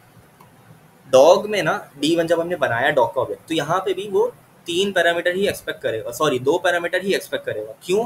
क्योंकि डॉग के अंदर जो कंस्ट्रक्टर है ना, यहाँ पे दिख नहीं रहा वो कंस्ट्रक्टर। क्लास डॉग का जैसे मैंने डॉग की क्लास बनाई, यहाँ से डॉग का ऑब्जेक्ट बनाया, तो डॉग का कंस्ट्रक्टर आया, सही है। तो यहाँ पे उसको कंस्ट्रक्टर दिख नहीं रहा, लेकिन बाय डिफॉल्ट मैंने क्या कहा था कि यहाँ पे मौजूद होता है बाय डिफॉल्ट कंस्ट्रक्टर। तो वो कौन सा कंस्ट्रक्टर लेगा, क्योंकि हमने उसको एक्सटेंड किया हुआ एनिमल को, तो एनिमल का कंस्ट्रक्टर लेगा। एनिमल का कंस्ट्रक्टर क्या है, ये रहा एनिमल का कंस्ट्रक्टर। तो उसको नेम और कलर चाहिए, उसको नेम और कलर चाहिए कंस्ट्रक्टर के अंदर, मतलब वैल्यूज के अंदर। तो यहाँ पे हम नेम पास करेंगे। नेम डॉग का क्या होगा, स्पाइक कर देते हैं। और कलर क्या होगा, कलर हम लोग ग्रे कर देते हैं स्ट्रिंग के अंदर, क्योंकि दोनों स्ट्रिंग चाहिए थे। अब होगा क्या, जब मैंने यहाँ पे इसको पैरामीटर्स पास किए, तो यहाँ पे ये हुआ कि मैंने जो ऑब्जेक्ट बनाया है D1, वो डॉग की क्लास का है, सही है, और उसमें मैंने पैरामीटर्स पास किए हैं, सही है। तो अब डॉग की क्लास के अंदर उसका कंस्ट्रक्टर कॉल हुआ, लेकिन यहाँ पे डॉग की क्लास के अंदर उसका कंस्ट्रक्टर तो है ही नहीं, हमने बनाया ही नहीं। तो अब ये क्या करेगा, क्योंकि हमने इनहेरिटेंस की हुई है, क्योंकि हमने इनहेरिटेंस की हुई है, डॉग एक्सटेंड कर रहा है एनिमल की क्लास को, सही है। एनिमल पेरेंट है और डॉग चाइल्ड है, तो डॉग एक्सटेंड कर रहा है एनिमल को। तो उस इनहेरिटेंस की वजह से यहाँ पे अगर इसको कोई भी कंस्ट्रक्टर नहीं मिलेगा, तो वो उस इनहेरिटेंस की वजह से एनिमल क्लास का कंस्ट्रक्टर ले लेगा बाय डिफॉल्ट, सही है। इनहेरिटेंस की वजह से बाय डिफॉल्ट वो कौन सा कंस्ट्रक्टर लेगा, एनिमल क्लास का। अगर तो यहाँ पे एक्सटेंड नहीं हुआ होता, तब तो वो बाय डिफॉल्ट जो कंस्ट्रक्टर होता है जो दिख नहीं रहा वो लेता। लेकिन अभी यहाँ पे क्योंकि ये एक्सटेंड हुआ है एनिमल क्लास से, तो एनिमल क्लास का जो कंस्ट्रक्टर है वो कॉल कर लेगा डायरेक्ट। ये जो डाटा हमने पास किया है, ये डॉग के कंस्ट्रक्टर को ढूंढेगा। पहले डॉग का कंस्ट्रक्टर नहीं मिला, तो वो डायरेक्ट एनिमल क्लास के कंस्ट्रक्टर को ले लेगा, और उस कंस्ट्रक्टर में, एनिमल क्लास के कंस्ट्रक्टर में, यानी पेरेंट क्लास के कंस्ट्रक्टर में, इन दोनों वैल्यूज को पास कर देगा। पेरेंट क्लास का कंस्ट्रक्टर कहाँ था, ये रहा, पेरेंट क्लास का कंस्ट्रक्टर ये रहा, सही है। यहाँ पे उन दोनों वैल्यूज को पास किया, ये दोनों वैल्यूज हमारी यहाँ पे ये जो नेम की वैल्यू थी वो दिस डॉट नेम में सेट हो जाएगी, यानी कि जो क्लास एनिमल की प्रॉपर्टी है नेम, उसमें जो हमने नेम था वो सेट कर दिया, सही है। और जो कलर है, कौन सा कलर, ये वाली प्रॉपर्टी जो हमारी एनिमल की है। अच्छा इन दोनों कलर में कंफ्यूज ना हो, इन दोनों नेम में, क्योंकि ये कलर अलग है, ये कलर अलग है। ये वाला जो कलर है दिस डॉट कलर, ये क्लास की अपनी प्रॉपर्टी है, सही है। और यहाँ पे जो कलर है ना, ये नीचे से जो आर्गुमेंट पास हुआ है वो है। यहाँ पे मैं इसको नाम चेंज भी कर सकता हूँ, मैं इसको कलर 2 भी कर सकता हूँ, कलर 2 कर दिया, नेम 2 नेम 2, समझ आई बात। तो ये दोनों सेम होना ज़रूरी नहीं है, ये हमारी क्लास की प्रॉपर्टी है, सही है। जो दिस के साथ लगी हुई है वो क्लास की प्रॉपर्टीज है, नेम और कलर। और ये जो नीचे से पैरामीटर आ रहे हैं, ये नीचे से जो हमने कॉल किए हैं, फंक्शन ऑब्जेक्ट बनाते हुए कॉल किए हैं, वो ये है पैरामीटर्स हैं। वो पैरामीटर्स जो ऑब्जेक्ट बनाते हुए कॉल किए हैं, वो नीचे से पास होकर यहाँ पे आ रहे हैं। इनका नाम हम कुछ भी रख सकते हैं, कुछ भी रख सकते हैं, यहाँ पे ज़रूरी नहीं है। नेम 2 रखा तो यहाँ पे नेम 2 यूज़ कर लिया, कलर 2 रखा तो कलर 2 यूज़ कर लिया। तो इन दोनों को सेम होना ज़रूरी नहीं है, ठीक है। तो ये हमारा कॉन्सेप्ट था कि अगर हमारे पास कोई भी कंस्ट्रक्टर नहीं होगा और वो इनहेरिटेंस हुई भी होगी, तो वो कौन सा कंस्ट्रक्टर कॉल करेगा, पेरेंट क्लास का बाय डिफॉल्ट कंस्ट्रक्टर कॉल करेगा। ऑब्वियसली अगर मैं यहाँ पे डाटा हटाता हूँ तो वो बोलेगा एक्सपेक्टेड 2 आर्गूमेंट्स बट गॉट 0। क्यों 2 आर्गूमेंट्स एक्सपेक्ट कर रहा है, क्योंकि जो पेरेंट क्लास इसने देखा कि इसका कंस्ट्रक्टर तो है नहीं, सही है। और क्योंकि एक्सटेंड हो रहा है ये, तो एक्सटेंड जब हो रहा है तो वो बाय डिफॉल्ट कौन सा कंस्ट्रक्टर लेगा, एनिमल क्लास का कंस्ट्रक्टर लेगा। अब बाय डिफॉल्ट जब वो एनिमल क्लास का कंस्ट्रक्टर ले रहा है, तो उसमें 2 आर्गूमेंट्स चाहिए, तो इसलिए वो 2 आर्गूमेंट्स एक्सपेक्ट कर रहा है। हाँ अगर मैं यहाँ से एक्सटेंड हटा दूँ तो फिर वो यहाँ पे ये चला देगा। क्यों चला देगा, क्योंकि यहाँ पे एक्सटेंड नहीं हो रहा, अब वो बाय डिफॉल्ट कंस्ट्रक्टर ले रहा है। बाय डिफॉल्ट मैंने आप लोगों को बताया था, बाय डिफॉल्ट कंस्ट्रक्टर जो होता है हमारा, वो कुछ इस तरीके से दिख रहा होता है। ये होता है बाय डिफॉल्ट कंस्ट्रक्टर, जो कि दिख नहीं रहा लेकिन है यहाँ पे मौजूद, यहाँ पे दिख नहीं रहा, ये चीज़ जो है ना ऐसे दिख नहीं रही, मौजूद है। तो बाय डिफॉल्ट वो ऐसे ये चला देगा, D1 डॉट बार करूँगा या प्रिंट हो जाएगा। यहाँ पे अभी मैं वापस से एक्सटेंड लगा देता हूँ। जब इसका हमने एक्सटेंड लगाया तो एनिमल का कंस्ट्रक्टर अब कॉल होगा। एनिमल का कंस्ट्रक्टर जब कॉल होगा तो यहाँ पे वो बोलेगा दो मुझे आर्गूमेंट दो, क्योंकि एनिमल के कंस्ट्रक्टर के अंदर दो आर्गूमेंट्स उसको ज़रूर चाहिए ही चाहिए हैं, सही है। तो इसीलिए हम यहाँ पे दो आर्गूमेंट्स देंगे। तो ये हमारे पास एक ये चीज़ हो गई, हमने कवर कर ली। अब चाहें तो हम इसको D1 को इसको हम लोग बार्क करा लें, सही है। D1 बार्क में तो सिंपल यही प्रिंट हो जाएगा, बार्किंग, ठीक है। और अगर मैं वफादारी वाली प्रॉपर्टी को एक्सेस करना चाहूँ तो वो ऐसे कर सकता हूँ, कंसोल डॉट लॉग कराऊँ और D1 डॉट वफादारी ले लूँ, सही है। वफादारी इसकी अपनी प्रॉपर्टी थी, एनिमल के अंदर नहीं थी, तो इसको ऐसे ऐसे हमने प्रिंट करा लिया।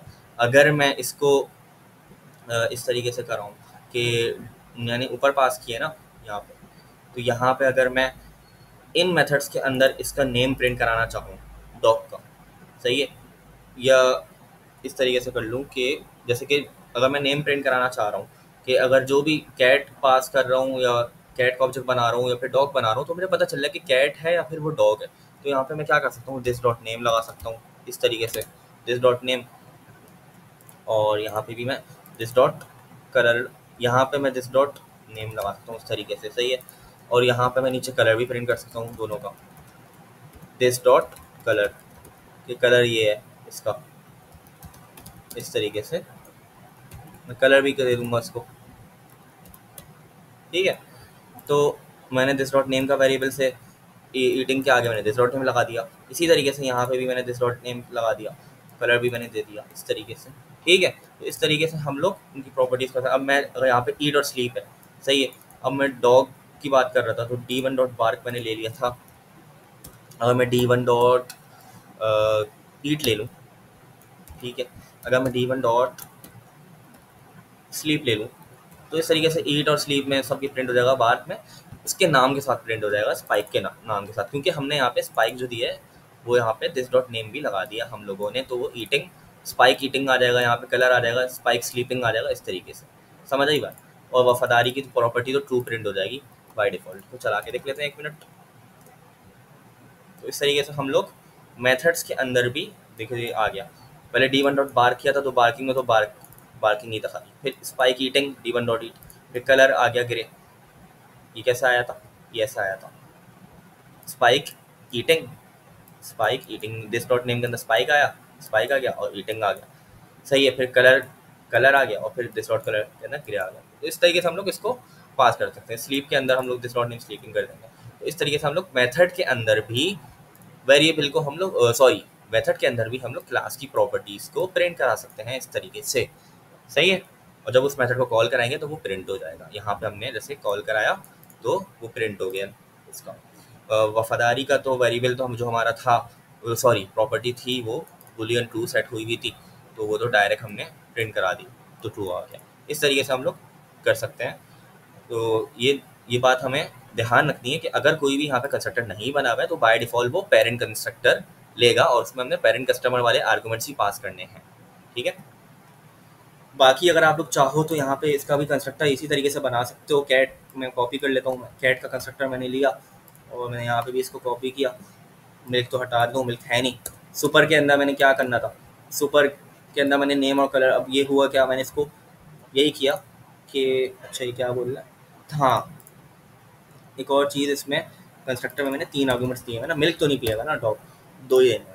तो डॉग जब मैंने बनाया स्पाइक और ग्रे दिया, अब ये डॉग का कंस्ट्रक्टर, इससे देखा डॉग का कंस्ट्रक्टर क्या मौजूद है, डॉग का कंस्ट्रक्टर डॉग के अंदर मौजूद है, हाँ बिल्कुल मौजूद है। मैंने इस बारी में मैंने कंस्ट्रक्टर बना दिया है, 2 पैरामीटर ले लिए हैं, सुपर का वर्ड लगा दिया है, और ये जो 2 पैरामीटर नीचे से पास हुए, यहाँ से पास हुए, इधर से लाइन नंबर 106 से पास हुए, ये 2 पैरामीटर्स यहाँ से डाटा आया और सुपर के अंदर पास हो गया। सुपर क्या करेगा, सुपर पेरेंट क्लास का कंस्ट्रक्टर कॉल कर रहा है। पेरेंट कौन है, डॉग का, डॉग का पेरेंट कैट नहीं है, डॉग का पेरेंट एनिमल है, सही है, डॉग का पेरेंट एनिमल है। डॉग का पेरेंट का कंस्ट्रक्टर कॉल हुआ, डॉग के पेरेंट का कंस्ट्रक्टर, डॉग का पेरेंट कौन, एनिमल, एनिमल का कंस्ट्रक्टर, तो एनिमल का कंस्ट्रक्टर कॉल हुआ। सुपर में मैंने क्या कॉल किया था, नेम और कलर कॉल किया था, है ना। नेम और कलर यहाँ से वापस से ऊपर उठ के जाएगा इधर आएगा, और this dot name is equal to name, यानी कि उसमें डाटा पास हो जाएगा और कलर भी सेट हो जाएगा और नेम भी सेट हो जाएगा, यानी दोनों प्रॉपर्टीज़ जो हमारी एनिमल की थी वो सेट हो गई। और हमने यहाँ पे उसको ईटिंग और स्लीपिंग में जब मेथड कॉल कराएंगे तो उसका नाम और कलर प्रिंट हो जाएगा। अच्छा, मैं यहाँ पे कलर भी प्रिंट कर सकता हूँ, चाहूँ तो मैं यहाँ पे कंसोल डॉट लॉग कलर, और कलर में मैं यहाँ पे क्या दे दूँगा, दिस डॉट कलर, सिंपल, सही है, इस तरीके से। तो इस तरीके से भी कर सकता हूँ। तो यहाँ पे दिस डॉट नेम भी, कलर भी प्रिंट हो गया। तो इस तरीके से अगर मैं करूँ उसको d1.eat को अगर मैं करूँ, अब मैं अगर उसको रन करूँ d1.eat spike eating colour grey, सही है, स्पाइक ईटिंग कलर ग्रे, यानी ईट का मेथड कॉल हुआ ना। ईट का मेथड जब कॉल होगा तो ईट के मेथड के अंदर क्या था, दो स्टेटमेंट्स से स्पाइक, यहाँ पे स्पाइक आया होगा, यहाँ पे ईटिंग आया होगा, स्पाइक ईटिंग, यहाँ पे कलर आया, कलर आ गया, और दिस डॉट कलर में कलर जो हमारा नीचे से पास हुआ था वो ग्रे आ गया। तो ये हमारा कुछ कॉन्सेप्ट था। वीडियो बहुत लंबी हो गई है, सॉरी से, लेकिन ये कॉन्सेप्ट मुझे थोड़ा सा मुश्किल था, तो आप लोगों को होपफुली समझ आ गया होगा अच्छे से। और एक चीज़ में बिल्कुल कंफ्यूज होने की ज़रूरत नहीं है, जो मैंने अभी पढ़ाई है उसको आप चाहें तो इग्नोर कर सकते हो। वो ये चीज़ थी कि जब मैंने यहाँ पे कंस्ट्रक्टर नहीं बनाया था ना, तो वो बाय डिफ़ॉल्ट कंस्ट्रक्टर ले रहा था, इन दोनों को वो डायरेक्ट ही एनिमल में पास कर रहा था। तो चाहो तो इसको ऐसे समझ लो, चाहो तो इस कॉन्सेप्ट को भूल जाओ, यानी ये वाला जो कॉन्सेप्ट जो बाय डिफ़ॉल्ट कंस्ट्रक्टर का है इसको भूल जाओ। आप लोग यहाँ पे कंस्ट्रक्टर बना ही लो हमेशा, और नीचे सुपर कॉल कराओगे तो वो ऊपर पेरेंट क्लास के कंस्ट्रक्टर में डाटा भेज देगा, सही है, जो भी नीचे से पास होगा वो।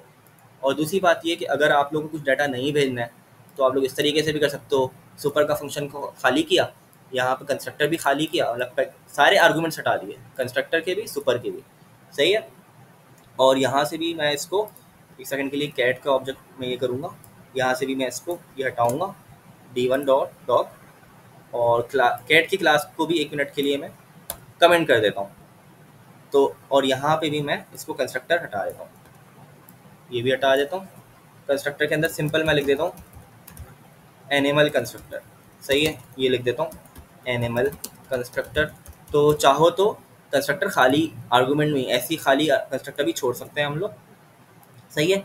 ईट और स्लीप, इन दोनों को भी मैं प्रॉपर्टीज़ को भी कमेंट कर देता हूँ, और ईट और स्लीप को भी कमेंट कर देता हूँ। सिर्फ स्लीप को रहने देता हूँ, स्लीप में मैं जो है ना दिस डॉट नेम हटा देता हूँ, बस ये कर देता हूँ, डॉग स्लीपिंग कर देता हूँ उसको, बस।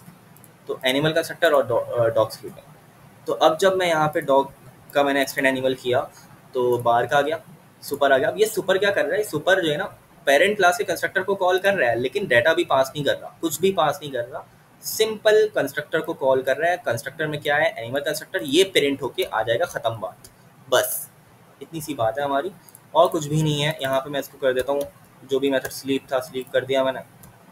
तो अब हमारे पास क्या आएगा, डॉग स्लीपिंग प्रिंट होके आ जाएगा और एनिमल कंस्ट्रक्टर प्रिंट हो जाएगा, आ जाएगा। क्या हुआ, d1 एक ऑब्जेक्ट बनाया, कौन सी किस क्लास का ऑब्जेक्ट बनाया, डॉग क्लास का ऑब्जेक्ट बनाया। यहाँ पे ये कंस्ट्रक्टर कॉल हुआ, डॉग का कंस्ट्रक्टर कॉल होगा, सही है, बात समझ आ गई। डॉग का कंस्ट्रक्टर यानी कि डॉग क्लास के अंदर जाओ और उसका कंस्ट्रक्टर ढूंढो। कंस्ट्रक्टर के अंदर हमें मिला एक सुपर का कीवर्ड, एक अदद सुपर मिला। सुपर क्या कर रहा है, सुपर पेरेंट क्लास का कंस्ट्रक्टर कॉल कर रहा है। पेरेंट क्लास डॉग का क्या है, पेरेंट क्लास डॉग की एनिमल है, एनिमल का कंस्ट्रक्टर कॉल कर रहा है। तो एनिमल का कंस्ट्रक्टर इधर आई, इसने ये प्रिंट किया तो ये प्रिंट हो गया एनिमल कंस्ट्रक्टर। फिर ये जब लाइन प्रिंट हो गई तो उसके बाद हमारे पास वापस से d1.sleep चलेगा, मतलब ये लाइन अब हो गई ना, ये वाली लाइन हो गई, तो अब ये d1.sleep चलेगा। d1.sleep का मतलब क्या हुआ, यही हुआ कि ये जो स्लीपिंग का मेथड है ये चल जाएगा, डॉग स्लीपिंग, सही है, क्योंकि हमने ये जो स्लीपिंग का मेथड है, स्लीप का मेथड है, ये एनिमल के अंदर है, लेकिन ये हम लोग इसको एक्सेस यहाँ पे भी कर सकते हैं क्योंकि एक्सटेंड एनिमल किया हुआ है।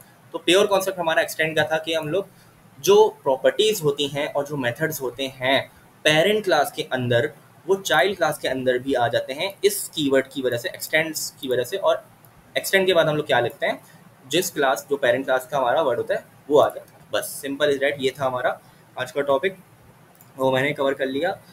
काफ़ी टाइम लग गया इसमें, तो होपफुली आप लोग को समझ आ गया होगा, और अगर कोई भी चीज़ समझ नहीं आई हो तो कमेंट में पूछ लीजिएगा, और लाइक करें, सब्सक्राइब करें, शेयर करें अपने दोस्तों के साथ। अल्लाह हाफिज़।